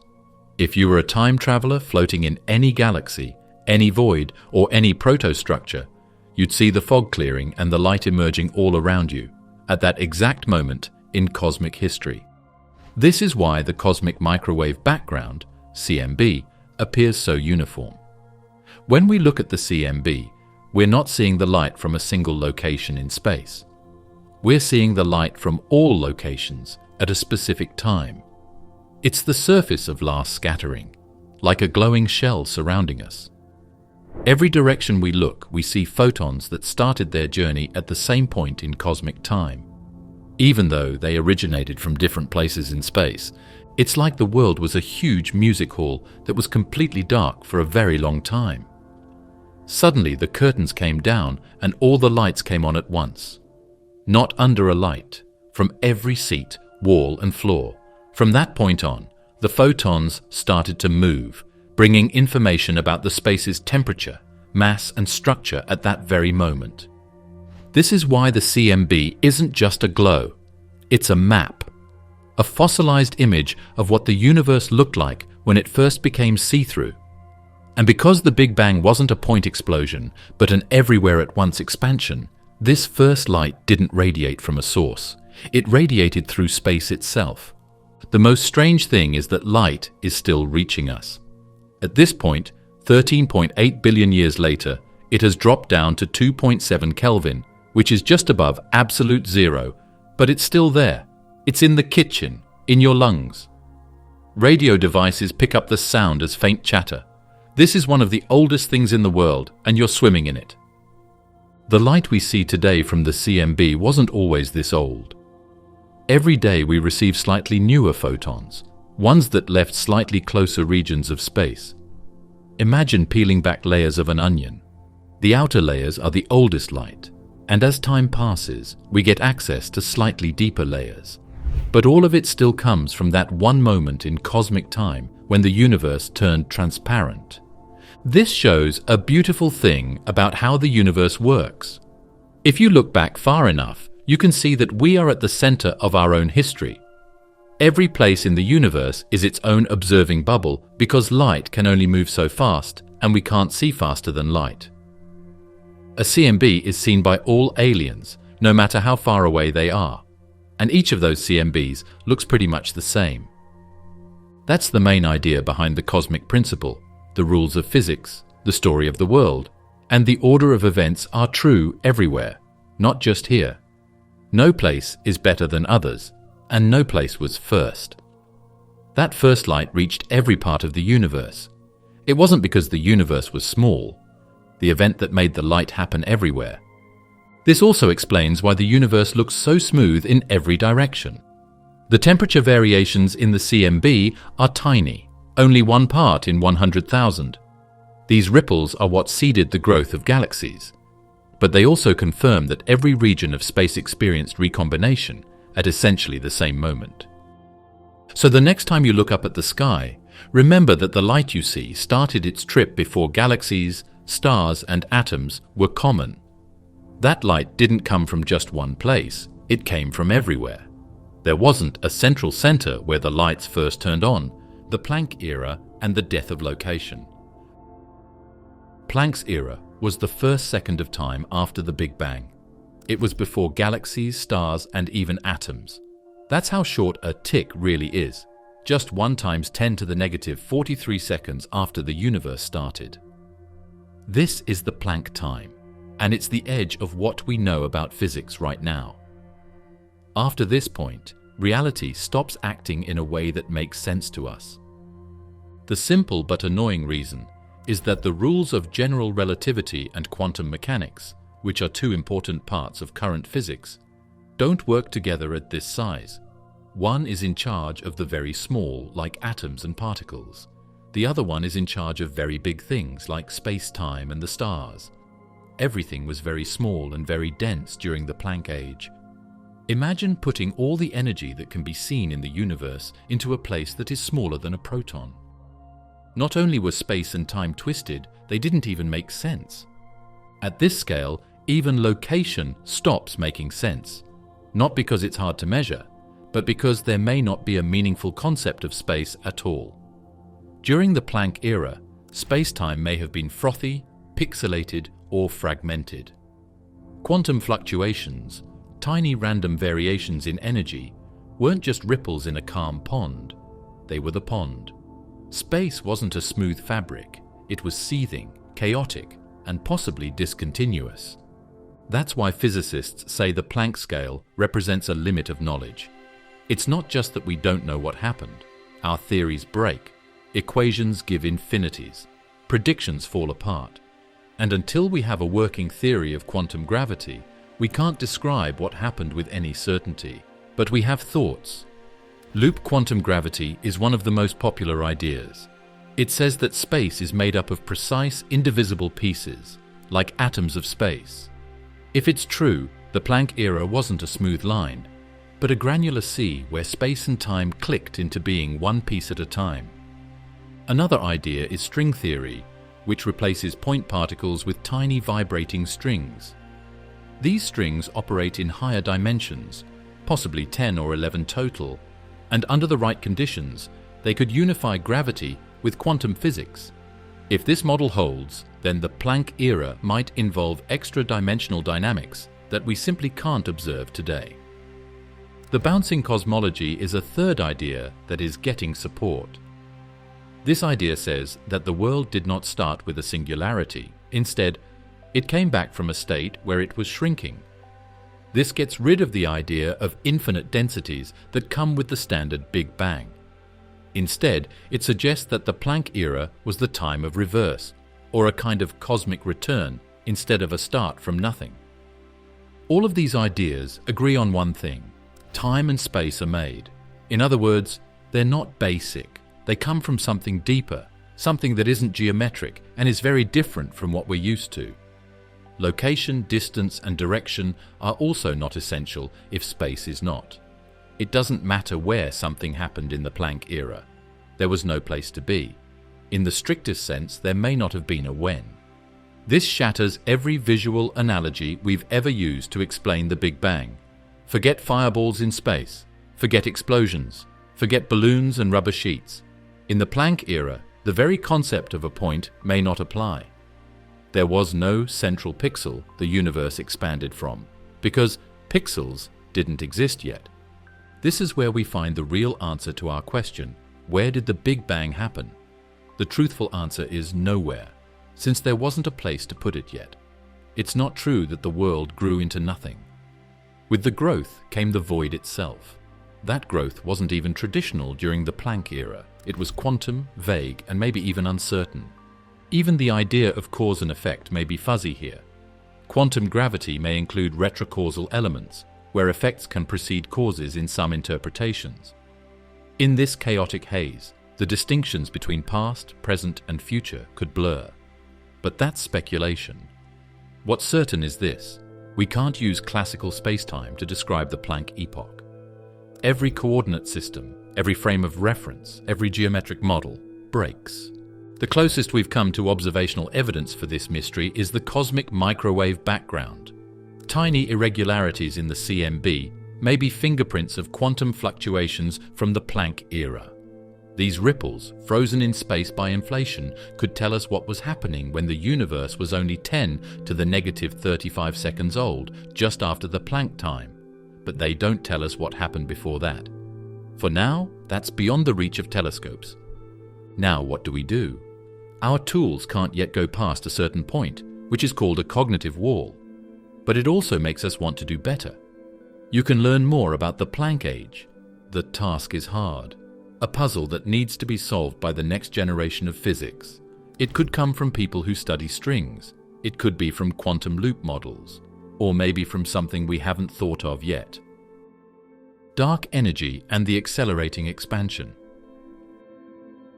Astronomers thought that the growth of the universe would slow down by the late 1990s. That made sense. Since gravity pulls things together, it should have slowly pulled galaxies back in over billions of years, or at least slowed down their movement outward. What scientists found, though, completely changed that idea. The universe is not only growing, it's doing so faster than before. The evidence came from an unlikely source, Type Ia supernovae, those brilliant explosions of dying white dwarf stars. These stellar outbursts have a consistent brightness, making them standard candles in the cosmic distance game. Two research teams, the Supernova Cosmology Project and the High-Z Supernova Search Team, measured these supernovae in distant galaxies and compared their apparent brightness with their redshift. The results? These ancient explosions were dimmer than expected, much dimmer. That meant they were farther away than the Hubble Law predicted. The conclusion was unsettling. The universe wasn't just expanding, it was accelerating. Galaxies were moving away from each other faster and faster with time. The force causing this, we now call it dark energy. What is dark energy, though? The truth is that we don't know. It makes up about 68% of all the energy in the universe, but normal tools can't see or pick it up. We only know it exists because it changes the structure and movements of the universe on a big scale. It pushes things away, taking the place of gravity and stretching the very fabric of space. This isn't the first time the idea of a repulsive force has been proposed. Back in 1917, Albert Einstein added a cosmological constant to his equations of general relativity to keep the universe from collapsing under its own gravity. When Edwin Hubble discovered that the universe was expanding, Einstein called the constant his greatest blunder. But with the discovery of cosmic acceleration, the cosmological constant was dusted off and brought back into the picture, this time not as a blunder, but as a critical piece of the puzzle. Why do you think dark energy is there? One option is that it is the cosmological constant, which is a set amount of energy that fills all space evenly and pushes it outward faster over time. Quintessence is another idea. It's a made-up moving field that changes over time and space instead of staying the same. Some ideas say it's a new type of energy field with its own particles. Others say that what we're seeing is the result of changed gravity, not a new energy, but a change in how gravity works on a cosmic scale. Whatever it is, dark energy isn't concentrated anywhere. It doesn't clump like matter. It doesn't swirl into galaxies or collapse into stars. It's uniform, it's smooth, and it's woven into the very texture of the universe. That's why there isn't a growth center.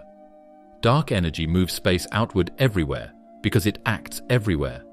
Think of dots on the surface of a balloon that are being expanded from all over the surface, not just one place. The dots move apart because the balloon is getting longer. Galaxies move apart not because they're moving through space, but because space is getting bigger between them. It's linked to the amount of space, not the matter in it, so the more space you have, the more dark energy you get. This means that as the universe ages, the rate of acceleration increases. We live in a universe where expansion begets more expansion. Eventually, if dark energy remains constant or even increases, we could face a future scenario known as the Big Freeze, or even the Big Rip, where galaxies become isolated, stars burn out, and the cosmos grows cold, empty, and dark. But right now, dark energy is a double-edged mystery. It answers one of the biggest questions in cosmology, why the universe isn't slowing down, but it opens dozens more. Why did it start dominating the universe only about 5 billion years ago? Is it truly constant, or does it evolve? Could it decay? Could it reverse?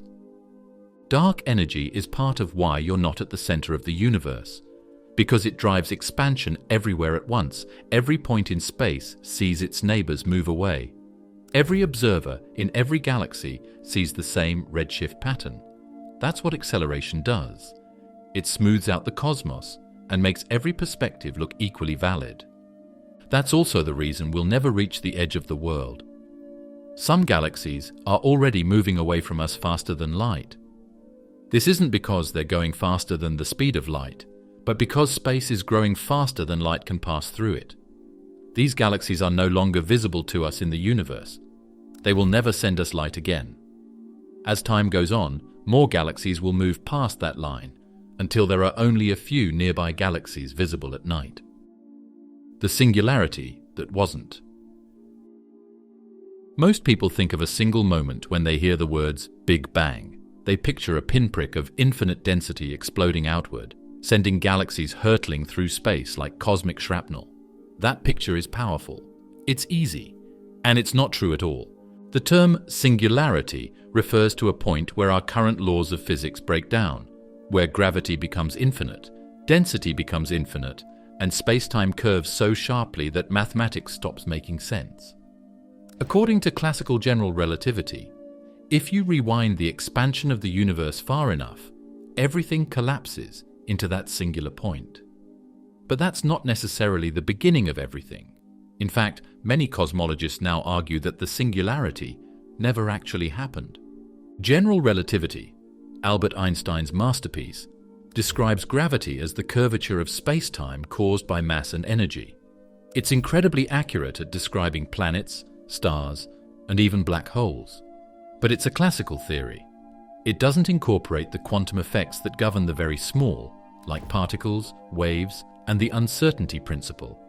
And when we try to apply it to the earliest fractions of a second, after the Big Bang, specifically the Planck time, which is about 10 to the negative 43 seconds, we run into a wall.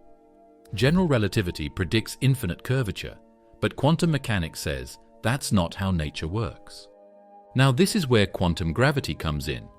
It is a branch of physics that tries to combine relativity and quantum mechanics into a single theory.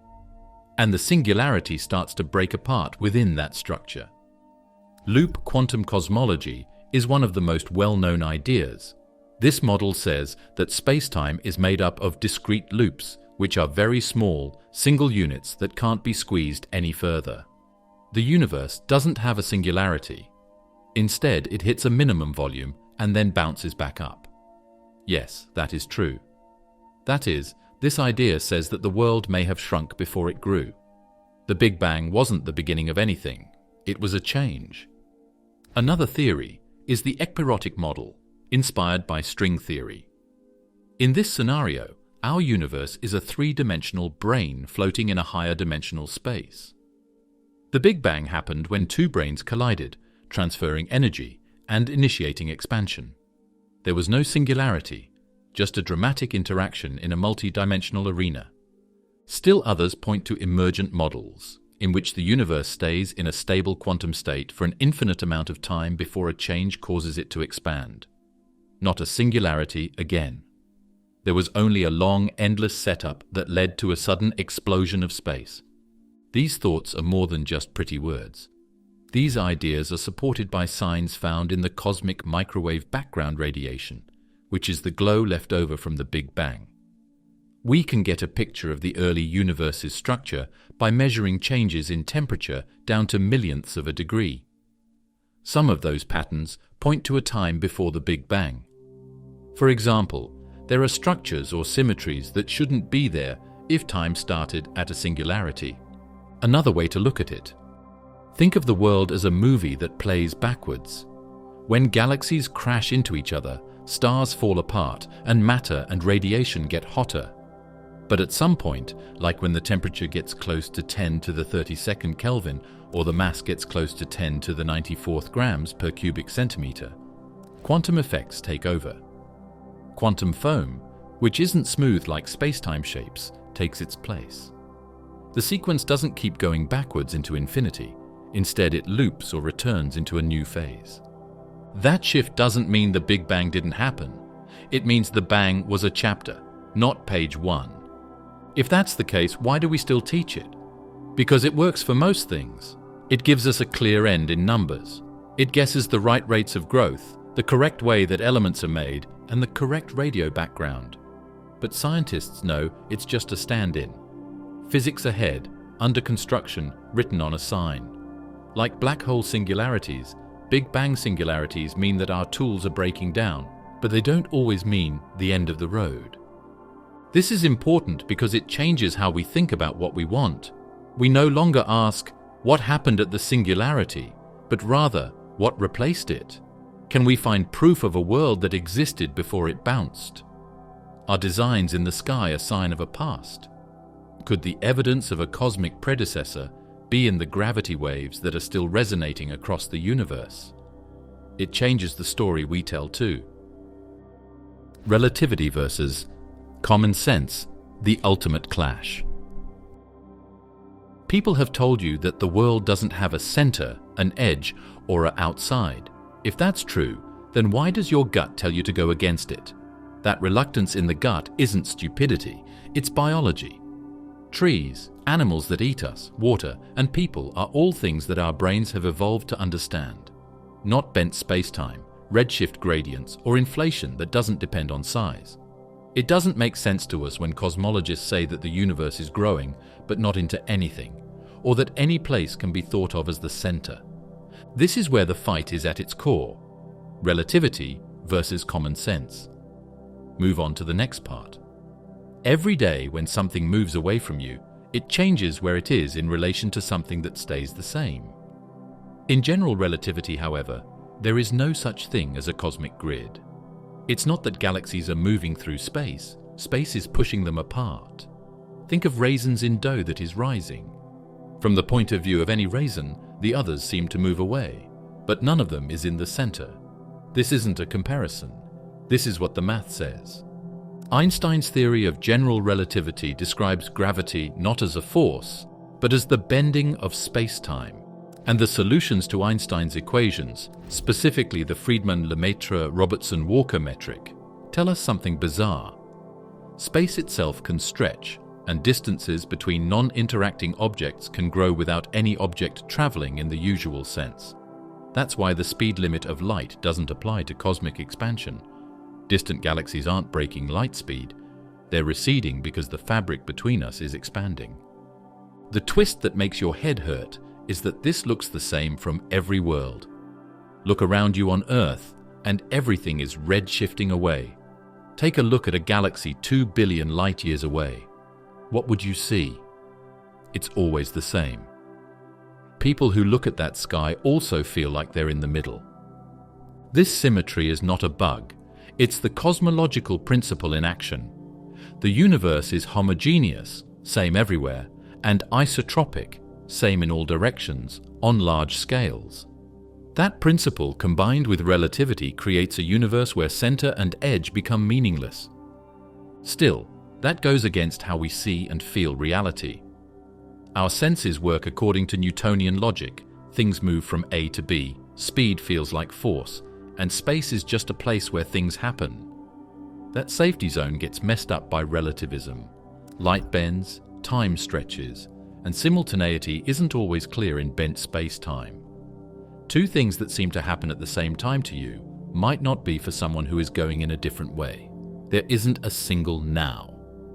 Think about GPS satellites. Their onboard clocks tick faster due to weaker gravity, general relativity, and slower due to motion, special relativity. Engineers must account for both effects, or your Uber would drop you off 2 blocks away. This isn't philosophy, it's physics, working every second of every day. Think about how the world is growing bigger. The visible universe has a diameter of about 46 billion light-years. This isn't because it's been expanding for 13.8 billion years, but because space has been growing, while light has been traveling toward us. That growth isn't coming from anywhere either. There is no center. Every place is valid in the same way. You ask, we'll find the beginning if we go far enough in one direction, right? This isn't philosophy, it's physics, working every second of every day. Think about how the world is growing bigger. The visible universe has a diameter of about 46 billion light-years. This isn't because it's been expanding for 13.8 billion years, but because space has been growing, while light has been traveling toward us. That growth isn't coming from anywhere either. There is no center. Every place is valid in the same way. You ask, we'll find the beginning if we go far enough in one direction, right? No, not unless there is a limit to the world. And what we know now from WMAP, Planck, and large-scale structure studies strongly suggests that it doesn't. The curve of space looks flat, or almost flat, which means that if it's finite, it's not limited. It's like the surface of a sphere in 3 dimensions, but there are 3 dimensions instead of 2. Then why does our gut not follow? We use Euclidean language to think about things like straight lines, right angles, and fixed grids. Geodesics, manifolds, and measures that change based on mass and energy are all non-Euclidean ways of thought that are needed to understand general relativity. You can't make a sketch of this. It's not meant to be seen, only talked about. Consider the popular balloon analogy. You draw dots on a balloon, inflate it, and see the dots move apart. That's good for visualizing expansion. But people immediately ask, what's the air inside? What's outside the balloon? The analogy breaks because we instinctively impose an external dimension. In reality, the surface of the balloon is all there is, no outside needed. In cosmology, space doesn't need an external container. It is a theme in physics that reasoning and reality are at odds with each other. Light is both a wave and a little thing. Near a black hole, time moves more slowly. There is energy in empty space. Changes in the quantum world cause particles to appear and disappear. Still, we want easy solutions, like, where did it begin? Where is the middle? What does it grow into? We can tell from relativity that those questions aren't very clear. Instead, we need to switch from location logic to relational logic in the way we think. There was no place where the Big Bang took place. Everything saw it happen all at once as a process. It's not necessary to have a path or a goal for expansion. Are galaxies escaping us, or are we shrinking? A sneaky little thought experiment makes even experienced scientists think, if all galaxies are moving quickly away from us, are they really moving, or is something happening to us? It's possible that the universe isn't growing at all, but we are. Now, before we spiral into sci-fi territory, let's clarify. This isn't just stoner logic or Reddit bait. It's a serious question rooted in the language of relativity and the mathematics of cosmology. Because when everything is relative, motion itself becomes ambiguous, especially at cosmic scales. Here's the setup. Observationally, we see galaxies moving away from us. Their light is stretched, redshifted, according to Hubble's law. The farther away a galaxy is, the faster it appears to recede. But this raises a conceptual issue. What's actually changing? In standard cosmology, the answer is space itself. The scale factor, a function in the equations of general relativity, grows with time. That means the coordinate distance between 2 galaxies stays the same, but the physical distance increases because the space between them stretches. This explains why light from a distant galaxy is redshifted. The wavelength gets stretched as it rides the expanding fabric of space. The interesting thing is that there is nothing in math that stops you from changing the meaning. What if rules are getting smaller instead of space getting bigger? It's possible that atoms are slowly getting smaller over time, and we're seeing that as galaxies move away. It may sound crazy, but technically, both points of view can lead to the same results. This idea isn't new. It has roots in conformal cosmology and scalar tensor theories, models where physical constants like the gravitational constant or electron mass aren't fixed. In these frameworks, the behavior of matter itself changes over time, and the cosmos doesn't expand so much as evolve in scale. So, is that what's going on? Not possible. This is why. First, for atoms to get smaller, scientific factors like the speed of light, Planck's constant, or particle masses would have to change everywhere. But current physics is based on the idea that things like the fine structure constant don't change over time. We used quasars and atomic clocks to test these standards over billions of years. They would change if atoms were getting smaller. They haven't, though, no way to measure it at least.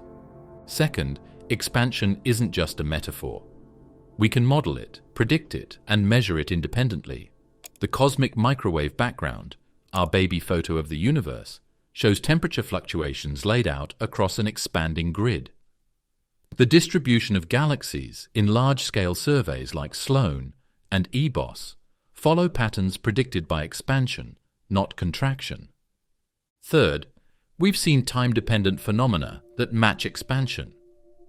Supernova at high redshifts appear dimmer and stretched in duration, exactly as they would if space itself had grown during the light's journey.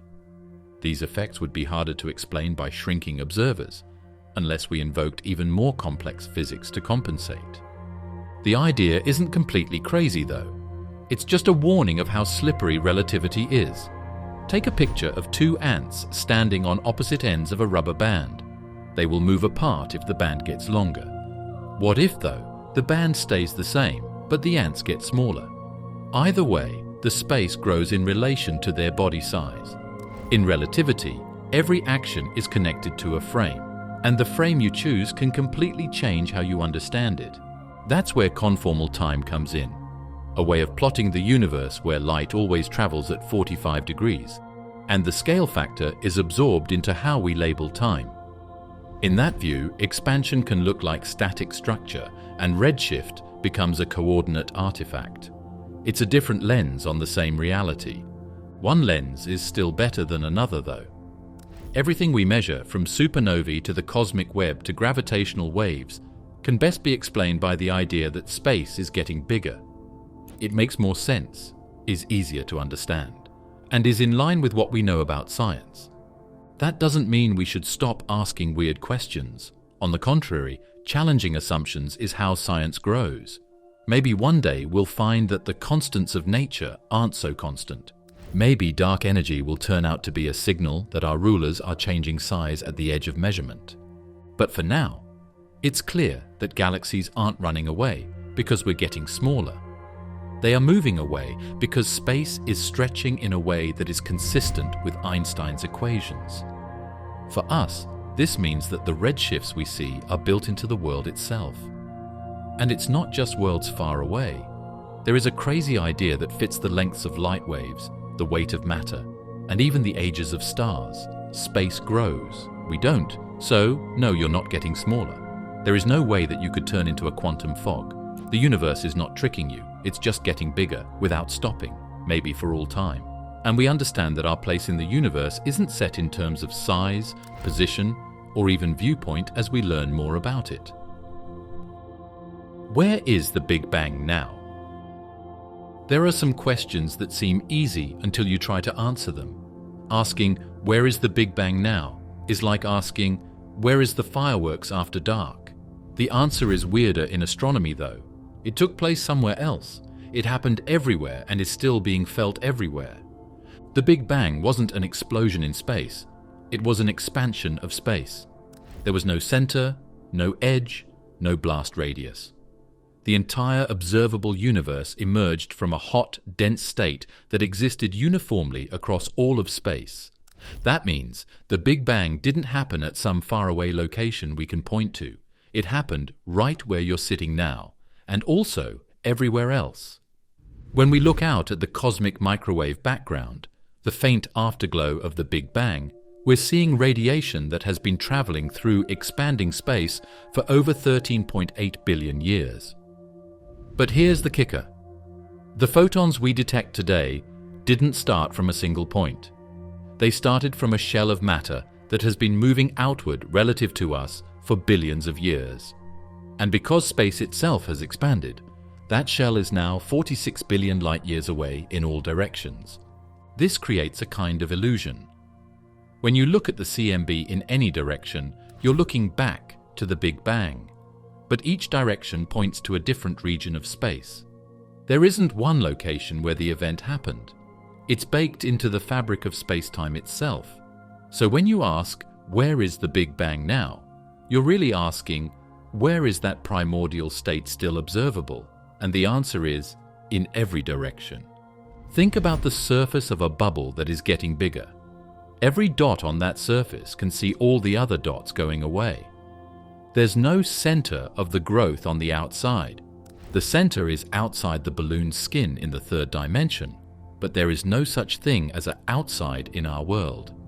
There's nothing there. So each galaxy thinks it is at the center, and each viewer sees the Big Bang in the light they gather from the past. So what about that light? The CMB itself? It's not the Big Bang exactly, but it's our closest look.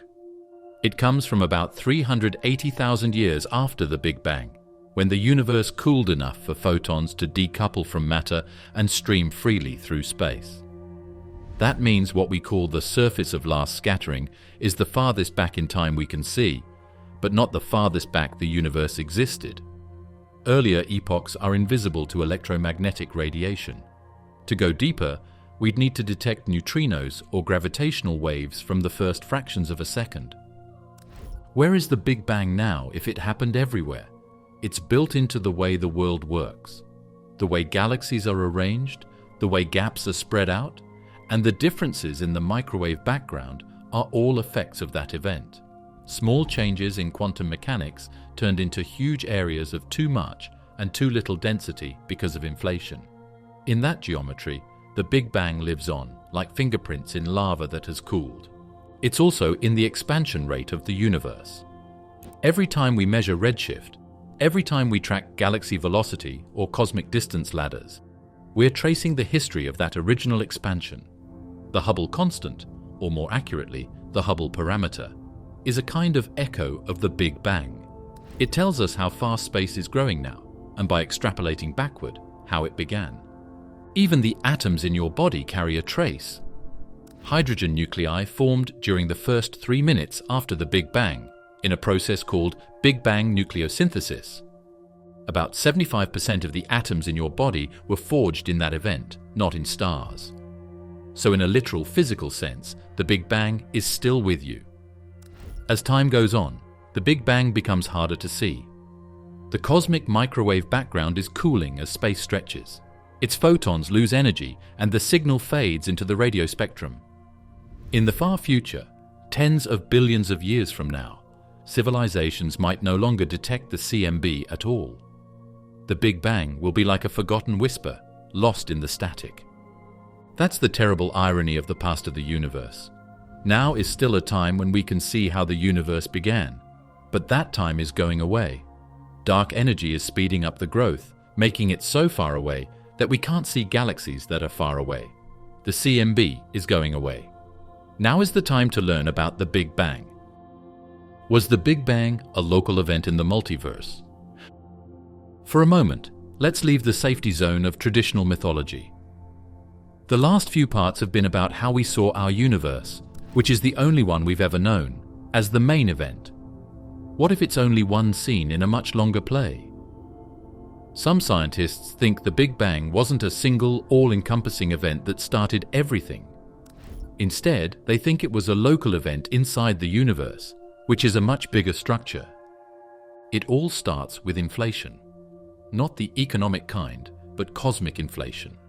The exponential expansion of space that occurred just a fraction of a second after the Big Bang.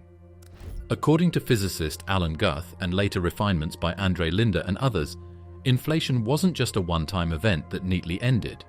In some models, it never completely stops. Certain regions of space stop inflating and form bubble universes like ours, while inflation continues elsewhere indefinitely. This process is called eternal inflation. That brings us to the multiverse hypothesis. In this framework, what we call the universe is just one bubble in a foamy sea of countless other bubbles, each one with its own Big Bang, its own laws of physics, and potentially its own forms of matter and time. These bubbles don't collide or interact, at least not often, because space between them expands faster than light, keeping them forever out of reach. What does that mean for the Big Bang? It means it might not have been the beginning, but just the start of our story. The world we can see might only be a small part of a much bigger place that is expanding. Then the Big Bang would not be the start of all reality, it would just be the end of growth in our bubble. It changes the way we think about what causes what and where the lines are. We no longer need to ask what caused the Big Bang, but rather, what caused our region of inflation to stop? And the answer might be in quantum fluctuations, which are tiny random energy spikes that stopped growth in some places. To put it another way, our world could be the result of quantum dice rolls on a very large scale. This perspective introduces some staggering implications. First, other bubbles might obey different physical laws entirely. Gravity might work differently. Time might flow backward. There could be no atoms, or too many dimensions to count. In this landscape, our universe is one possibility among infinite configurations. Second, collisions between bubble universes might leave scars. Some researchers have proposed that unusual patterns in the cosmic microwave background, like the cold spot, could be evidence of an ancient impact with another bubble. So far, no clear proof exists, but the search continues. Third, the idea of a center becomes even more absurd. If the Big Bang was a local reheating event in a larger inflation field, then space didn't expand from a central point. It branched off from a quantum field like a bud on a tree. The center of our universe is just a coordinate inside our bubble. The larger multiverse has no anchor point. Let's keep it in check with the caveats though before we get too excited. There is no direct proof that there are other worlds. The way things are now fits with eternal inflation, but that's not the same thing as proof, because they depend on things that might always be beyond our light horizon. Multiverse ideas are hard to test, if not impossible. Some people say that an idea is not scientific if it can't be tested or observed to be false. Supporters say that the multiverse isn't just a wild guess. It's a natural result of well-known models of inflation. It wasn't something we made because we wanted it. We did the math, and this is where it led us. And finally, it reframes how we think about uniqueness. If multiverse inflation is true, then everything that can happen does happen somewhere. That includes exact duplicates of you reading this same sentence, galaxies with inverted laws of physics, or even regions where inflation never stopped at all. So, did the Big Bang happen in your area? In normal cosmology, the answer is no. It was the single beginning of space and time. In the endless inflation version of inflationary cosmology, however, the Big Bang only marks a phase change and not the beginning of everything. Our part of the expanding field changed into a hot, dense state at that moment, and the universe we see today began to form. In this picture, the Big Bang becomes less special in a cosmic sense, but no less important. It's our portal, our genesis, our bubble, one that holds galaxies, life, and questions. If you're looking for the where of the Big Bang in this model, the answer is right here. But if you're looking for the why this universe, these constants, this structure, the multiverse opens a whole new dimension of thought. Bubble universes and pocket inflation. Let's dig deeper into the idea of a multiverse now that we've touched on it. What causes bubbles to form if our world is just one in a huge swirling mass of matter? What does pocket inflation mean anyway? First, Think of the expanding universe as a quantum field on steroids. It's growing in all directions at a rate that is faster than light. In the usual sense, this is not growth. It's the growth of space itself, a process that can't be stopped and is driven by an energy that feels like a vacuum. However, chance changes in quantum mechanics can cause small parts of this space to leave the inflationary state from time to time. That stops inflation in that area, a lot of energy floods into the area, and an event similar to the Big Bang happens. That's a dream world. These aren't soap bubbles floating in air. They're self-contained space-time domains with their own internal laws of physics, forming like islands in an eternally expanding sea. Each of these pockets is causally disconnected from others. Because the space between them is still inflating rapidly, they recede from one another faster than light. You could never reach one, even traveling forever. That's what makes this model so compelling. You don't need to fine-tune the universe's beginning. Inflation provides a natural mechanism for continuous universe production. It's like a cosmic popcorn machine. Random regions pop into universes as inflation continues eternally around them. Our universe, just one kernel that popped. The key term here is pocket inflation. Each bubble universe represents a pocket where inflation has ended, but they don't all pop the same way. Quantum fluctuations can cause slight variations in how and when inflation ends, resulting in wildly different conditions inside each universe. This leads to an idea called the string landscape from string theory, which proposes that there are an enormous number, 10 to the 500 or more, of possible vacuum states, each with a different set of physical laws, constants, and dimensionalities. Each pocket universe might realize one of these states. That means one universe could have gravity that's 10 times stronger. Another might not have atoms at all. Another could lack time as we know it. In that context, our universe isn't chosen. It's just one option that happened to produce galaxies, stars, and life. This is sometimes called the anthropic principle, the idea that we observe this universe because it's one of the rare ones where observers can exist. It might sound like science fiction, but this isn't a fringe theory. Eternal inflation and pocket universes arise naturally from the mathematics of inflationary cosmology. If inflation is real, and there's strong evidence that it is, then this multiverse scenario is difficult to avoid. Some scientists are trying to detect indirect signatures of these bubbles. For example, if two bubble universes ever collided early in their expansion, they might leave scars on the cosmic microwave background, CMB, like cold spots or unusual temperature patterns. One such candidate, the CMB cold spot, sparked speculation about a possible bubble collision, but no conclusive evidence has emerged. This idea has a useful side as well. It gives us a way to solve some long-standing problems in astronomy. How did the cosmic constant and the Higgs mass come to be the way they are in our universe? These values aren't tuned in a world, they're just picked at random from a huge cosmic draw. The main critique of pocket inflation is testability. If other universes are beyond our causal horizon, how do we confirm their existence? Without observable consequences, the theory risks drifting into the territory of metaphysics. But some argue that eternal inflation is not an optional idea tacked onto cosmology. It's a natural outcome of inflation models already supported by data. This changes the way we think about the Big Bang. The Big Bang did not mean that everything in the universe was made. Instead, it was a small phase change inside a much bigger system that was always expanding. As far as we can tell, the Big Bang did not start in reality. Instead, it marked the end of inflation. This view changes the way we think about beginnings. It's not longer a single event that we can trace back to a certain point. It's a constant process that looks like a fractal. Right now, inflation might be ending in another spot somewhere out there, making a whole new world. Are we in a bubble? Cosmic inflation and domains. Let's build on that last thought. What kind of box are we if we are one? Are we the only ones in this cosmic foam? Or is our world just one part of a huge web of tiny realities that we can't see? To understand this, we need to zoom back into the inflationary epoch, those first fractions of a second after the Big Bang, when space itself ballooned faster than light. During this period, quantum fields that governed the expansion weren't perfectly uniform.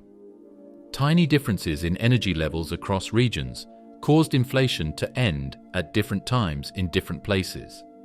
These pockets where inflation popped gave rise to separate domains, self-contained universes that became physically isolated from each other. Each of these domains, or bubble universes, would evolve with its own version of the Big Bang, its own matter content, laws of physics, even number of dimensions. But they'd be permanently out of reach from one another because the space between them is still inflating too fast for any signal to ever cross it. So what about us? The observable universe, our patch of sky stretching 46 billion light-years in every direction, might be just one room in an endlessly branching mansion. The mansion keeps expanding and the doors between rooms are sealed shut forever. According to cosmic inflation, this kind of domain structure will happen naturally as the inflationary field breaks down. It does not need to be fine-tuned or start with any special conditions. In fact, it's hard to stop inflation everywhere at once it starts. This is why most models of inflation automatically predict endless inflation, and by extension, the multiverse. In this way, asking, "Where did the Big Bang happen?" is like being inside a big bubble and asking where the skin on the inside started to stretch. In this case, we're not even seeing the whole balloon. There is one dimple on its surface that we can see, but we will never be able to see the others. But can we ever know for sure that we're in a bubble? That's the big problem. Direct evidence is almost impossible to obtain. Other domains are beyond our cosmic event horizon. The expansion rate of space between us and them is too great. Not even light, traveling at 300,000 kilometers per second, could bridge the gap. Different theorists have come up with ideas for how we could see nearby bubbles. The most hopeful, there are signs of a crash. In the early stages of inflation, if another bubble universe ever crashed into ours, it might have left behind a scar in the cosmic microwave background that is big, cold, or wavy. On the CMB map, these would show up as strange, ring-shaped features or cold spots that are statistically significant. One such candidate already exists, the famous CMB cold spot. It's a region in the southern hemisphere of the sky where the microwave background is unusually cool.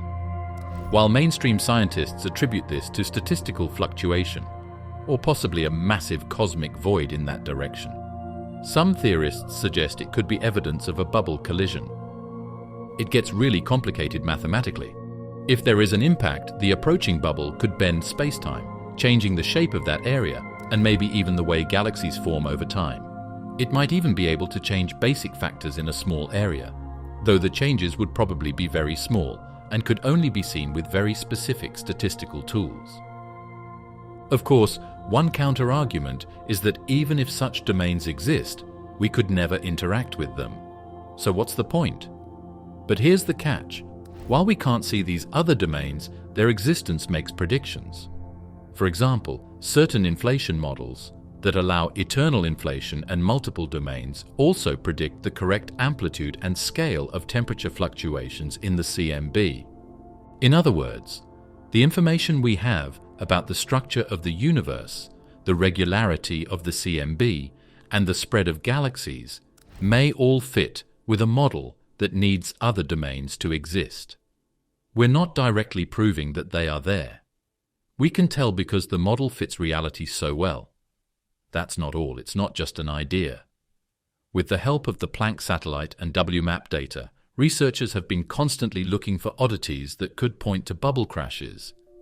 We haven't found anything solid yet, but the tools are getting better, and future trips might show us something subtle we missed. So, are we in a bubble? According to our best physics? Probably yes. Is there a center to our bubble? No. Because inflation didn't spread outward from a point. It stretched everything at once. We are not at the center of anything, and yet we're everywhere inflation allows a universe to bloom.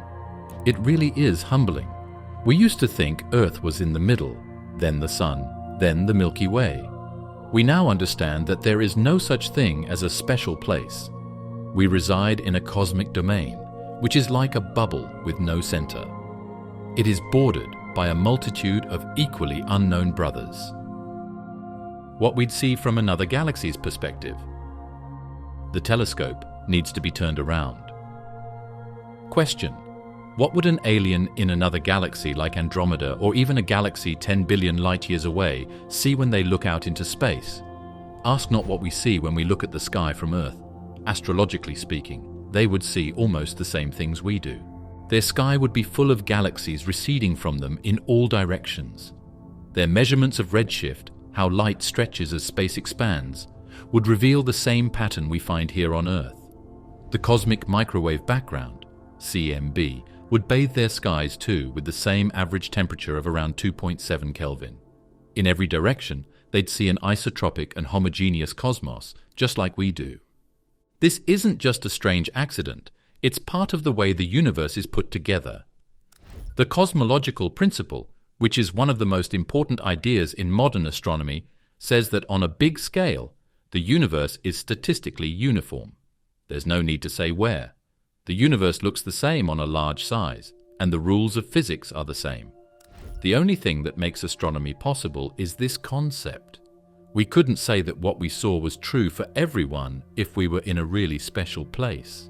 Imagine an observer in a distant galaxy making a Hubble diagram, plotting the distance to other galaxies versus how redshifted their light is. Their results would match ours. The Hubble constant, that roughly 70 kilometers per second per megaparsec rate of expansion, would apply to them too.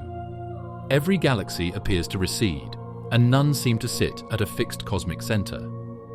If a galaxy 10 billion light-years away looks at us right now, it's not seeing us now.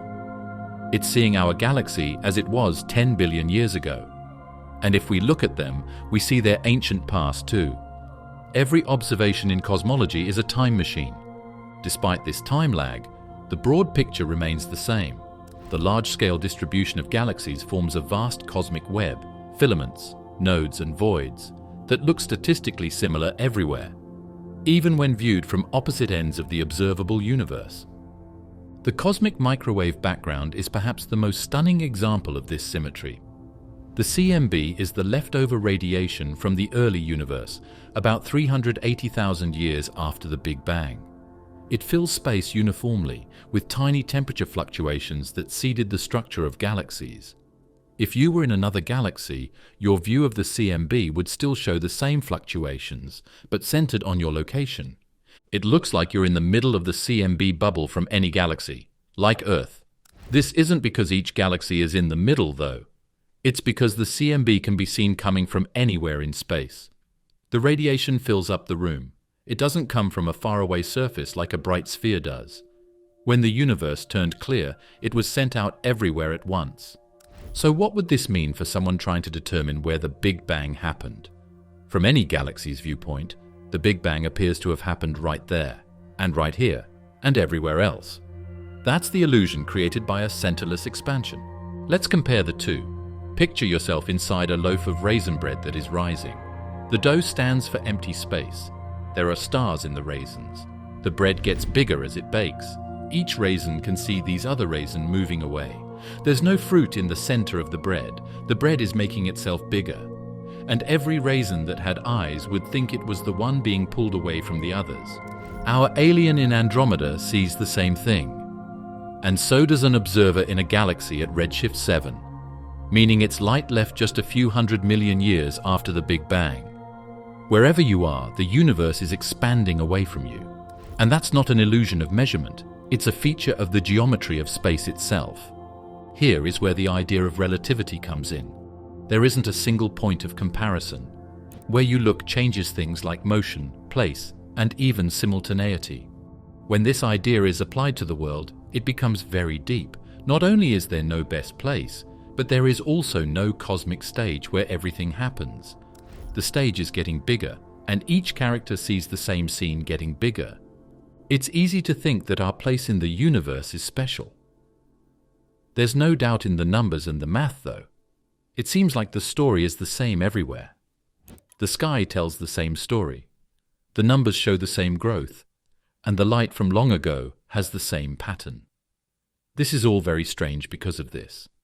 The Big Bang took place all through space, not just in one spot, and our galaxy is just one thread in the cosmic cloth that is always getting longer. The expanding universe from inside a proton. Think about looking out into the universe from inside a single proton instead of from Earth or a faraway galaxy. Though it may seem silly, this type of scale reversal is real and not just a thought experiment. We can see why the idea of a center in the universe doesn't really work through this strong view, and how even the smallest parts of reality can reflect the universe itself. Protons aren't solid marbles. They're chaotic storms of quarks, gluons, and quantum fields, all roiling inside a volume just under 1 femtometer across. That's 1/4,000,000th of a meter. They're not static either. Quantum chromodynamics, the theory of the strong force, tells us these particles constantly fluctuate. The positions of quarks aren't pinned down. Their masses aren't even fixed. Reality at this scale is all probability, not position. The universe that we can see is about 93 billion light-years across. But what if this huge structure of filaments, gaps, and galaxies was just a fuzzy area in a bigger space that we can't see?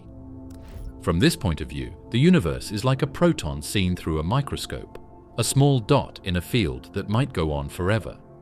It might seem like a stretch to use that comparison. But think about this. In general relativity and quantum field theory, size doesn't matter the way we think it does in real life. The math stays the same. Fields move around, energy moves around, space bends. The rules are exactly the same whether you're at the Planck length or spanning megaparsecs. There's another, more important point here: self-similarity. Cosmology says that the big structure of the universe looks like a web, with threads, gaps, and groups. When seen up close, this cosmic web looks a lot like the brain's neural networks, or even how matter is spread out when particles hit each other. This isn't an accident, it's behavior that looks like a fractal. Over time, when energy and matter self-organize, they often follow the same patterns, no matter how big or small they are. From inside a proton, there is no center, no up, no down. The quarks don't orbit around a point. They dance in probabilistic clouds shaped by quantum rules. And if you live in such a space, if you imagine consciousness emerging somehow inside a quantum system like this, you wouldn't perceive a center. You'd perceive relationships, not coordinates. This brings us back to the universe. When people ask, where did the Big Bang happen? They're usually imagining a firework in space, a location with a blast radius. But space wasn't a stage for the explosion. Space itself was created and stretched in the event. The center wasn't a place. It was everywhere because the scale itself was undefined. By switching things around and assuming we're inside a proton, we show that exact location doesn't work in fields-based systems. In the early universe, there wasn't a center from which all the stars were shooting out. Quantum fluctuations, like the ones inside protons, were sped up by inflation and turned into the building blocks of structure.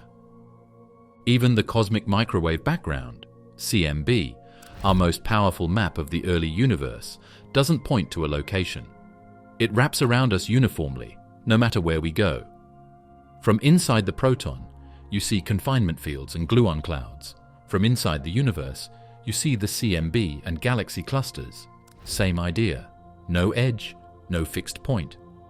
There's also a psychological angle to all of this. Humans evolved to use set points to find their way around in space. Our search is for north stars, map centers, and home bases. But that peace is not given to us by the world. It's becoming clearer that there is no favored position as we learn more about it. From inflationary models to quantum loop cosmology, a map won't show you where the Big Bang is. You can't just stand there and point back to the origin. That beginning wasn't behind us. It was inside us. That birth is imprinted on every particle, every field change, and every movement in space-time. It's also not something you can cut open to find a core, just like the wild inside of a proton. The method is the building. The view from inside a proton reminds us the center is not a place. It's a concept. A misunderstanding born from trying to box infinity into a coordinate grid. The universe, like that proton, is more like a field of probabilities than a dot on a map. That changes everything.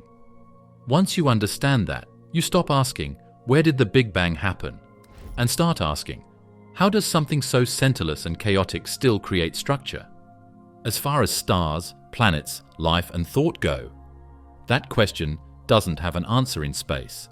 And that brings us full circle, without ever needing a center.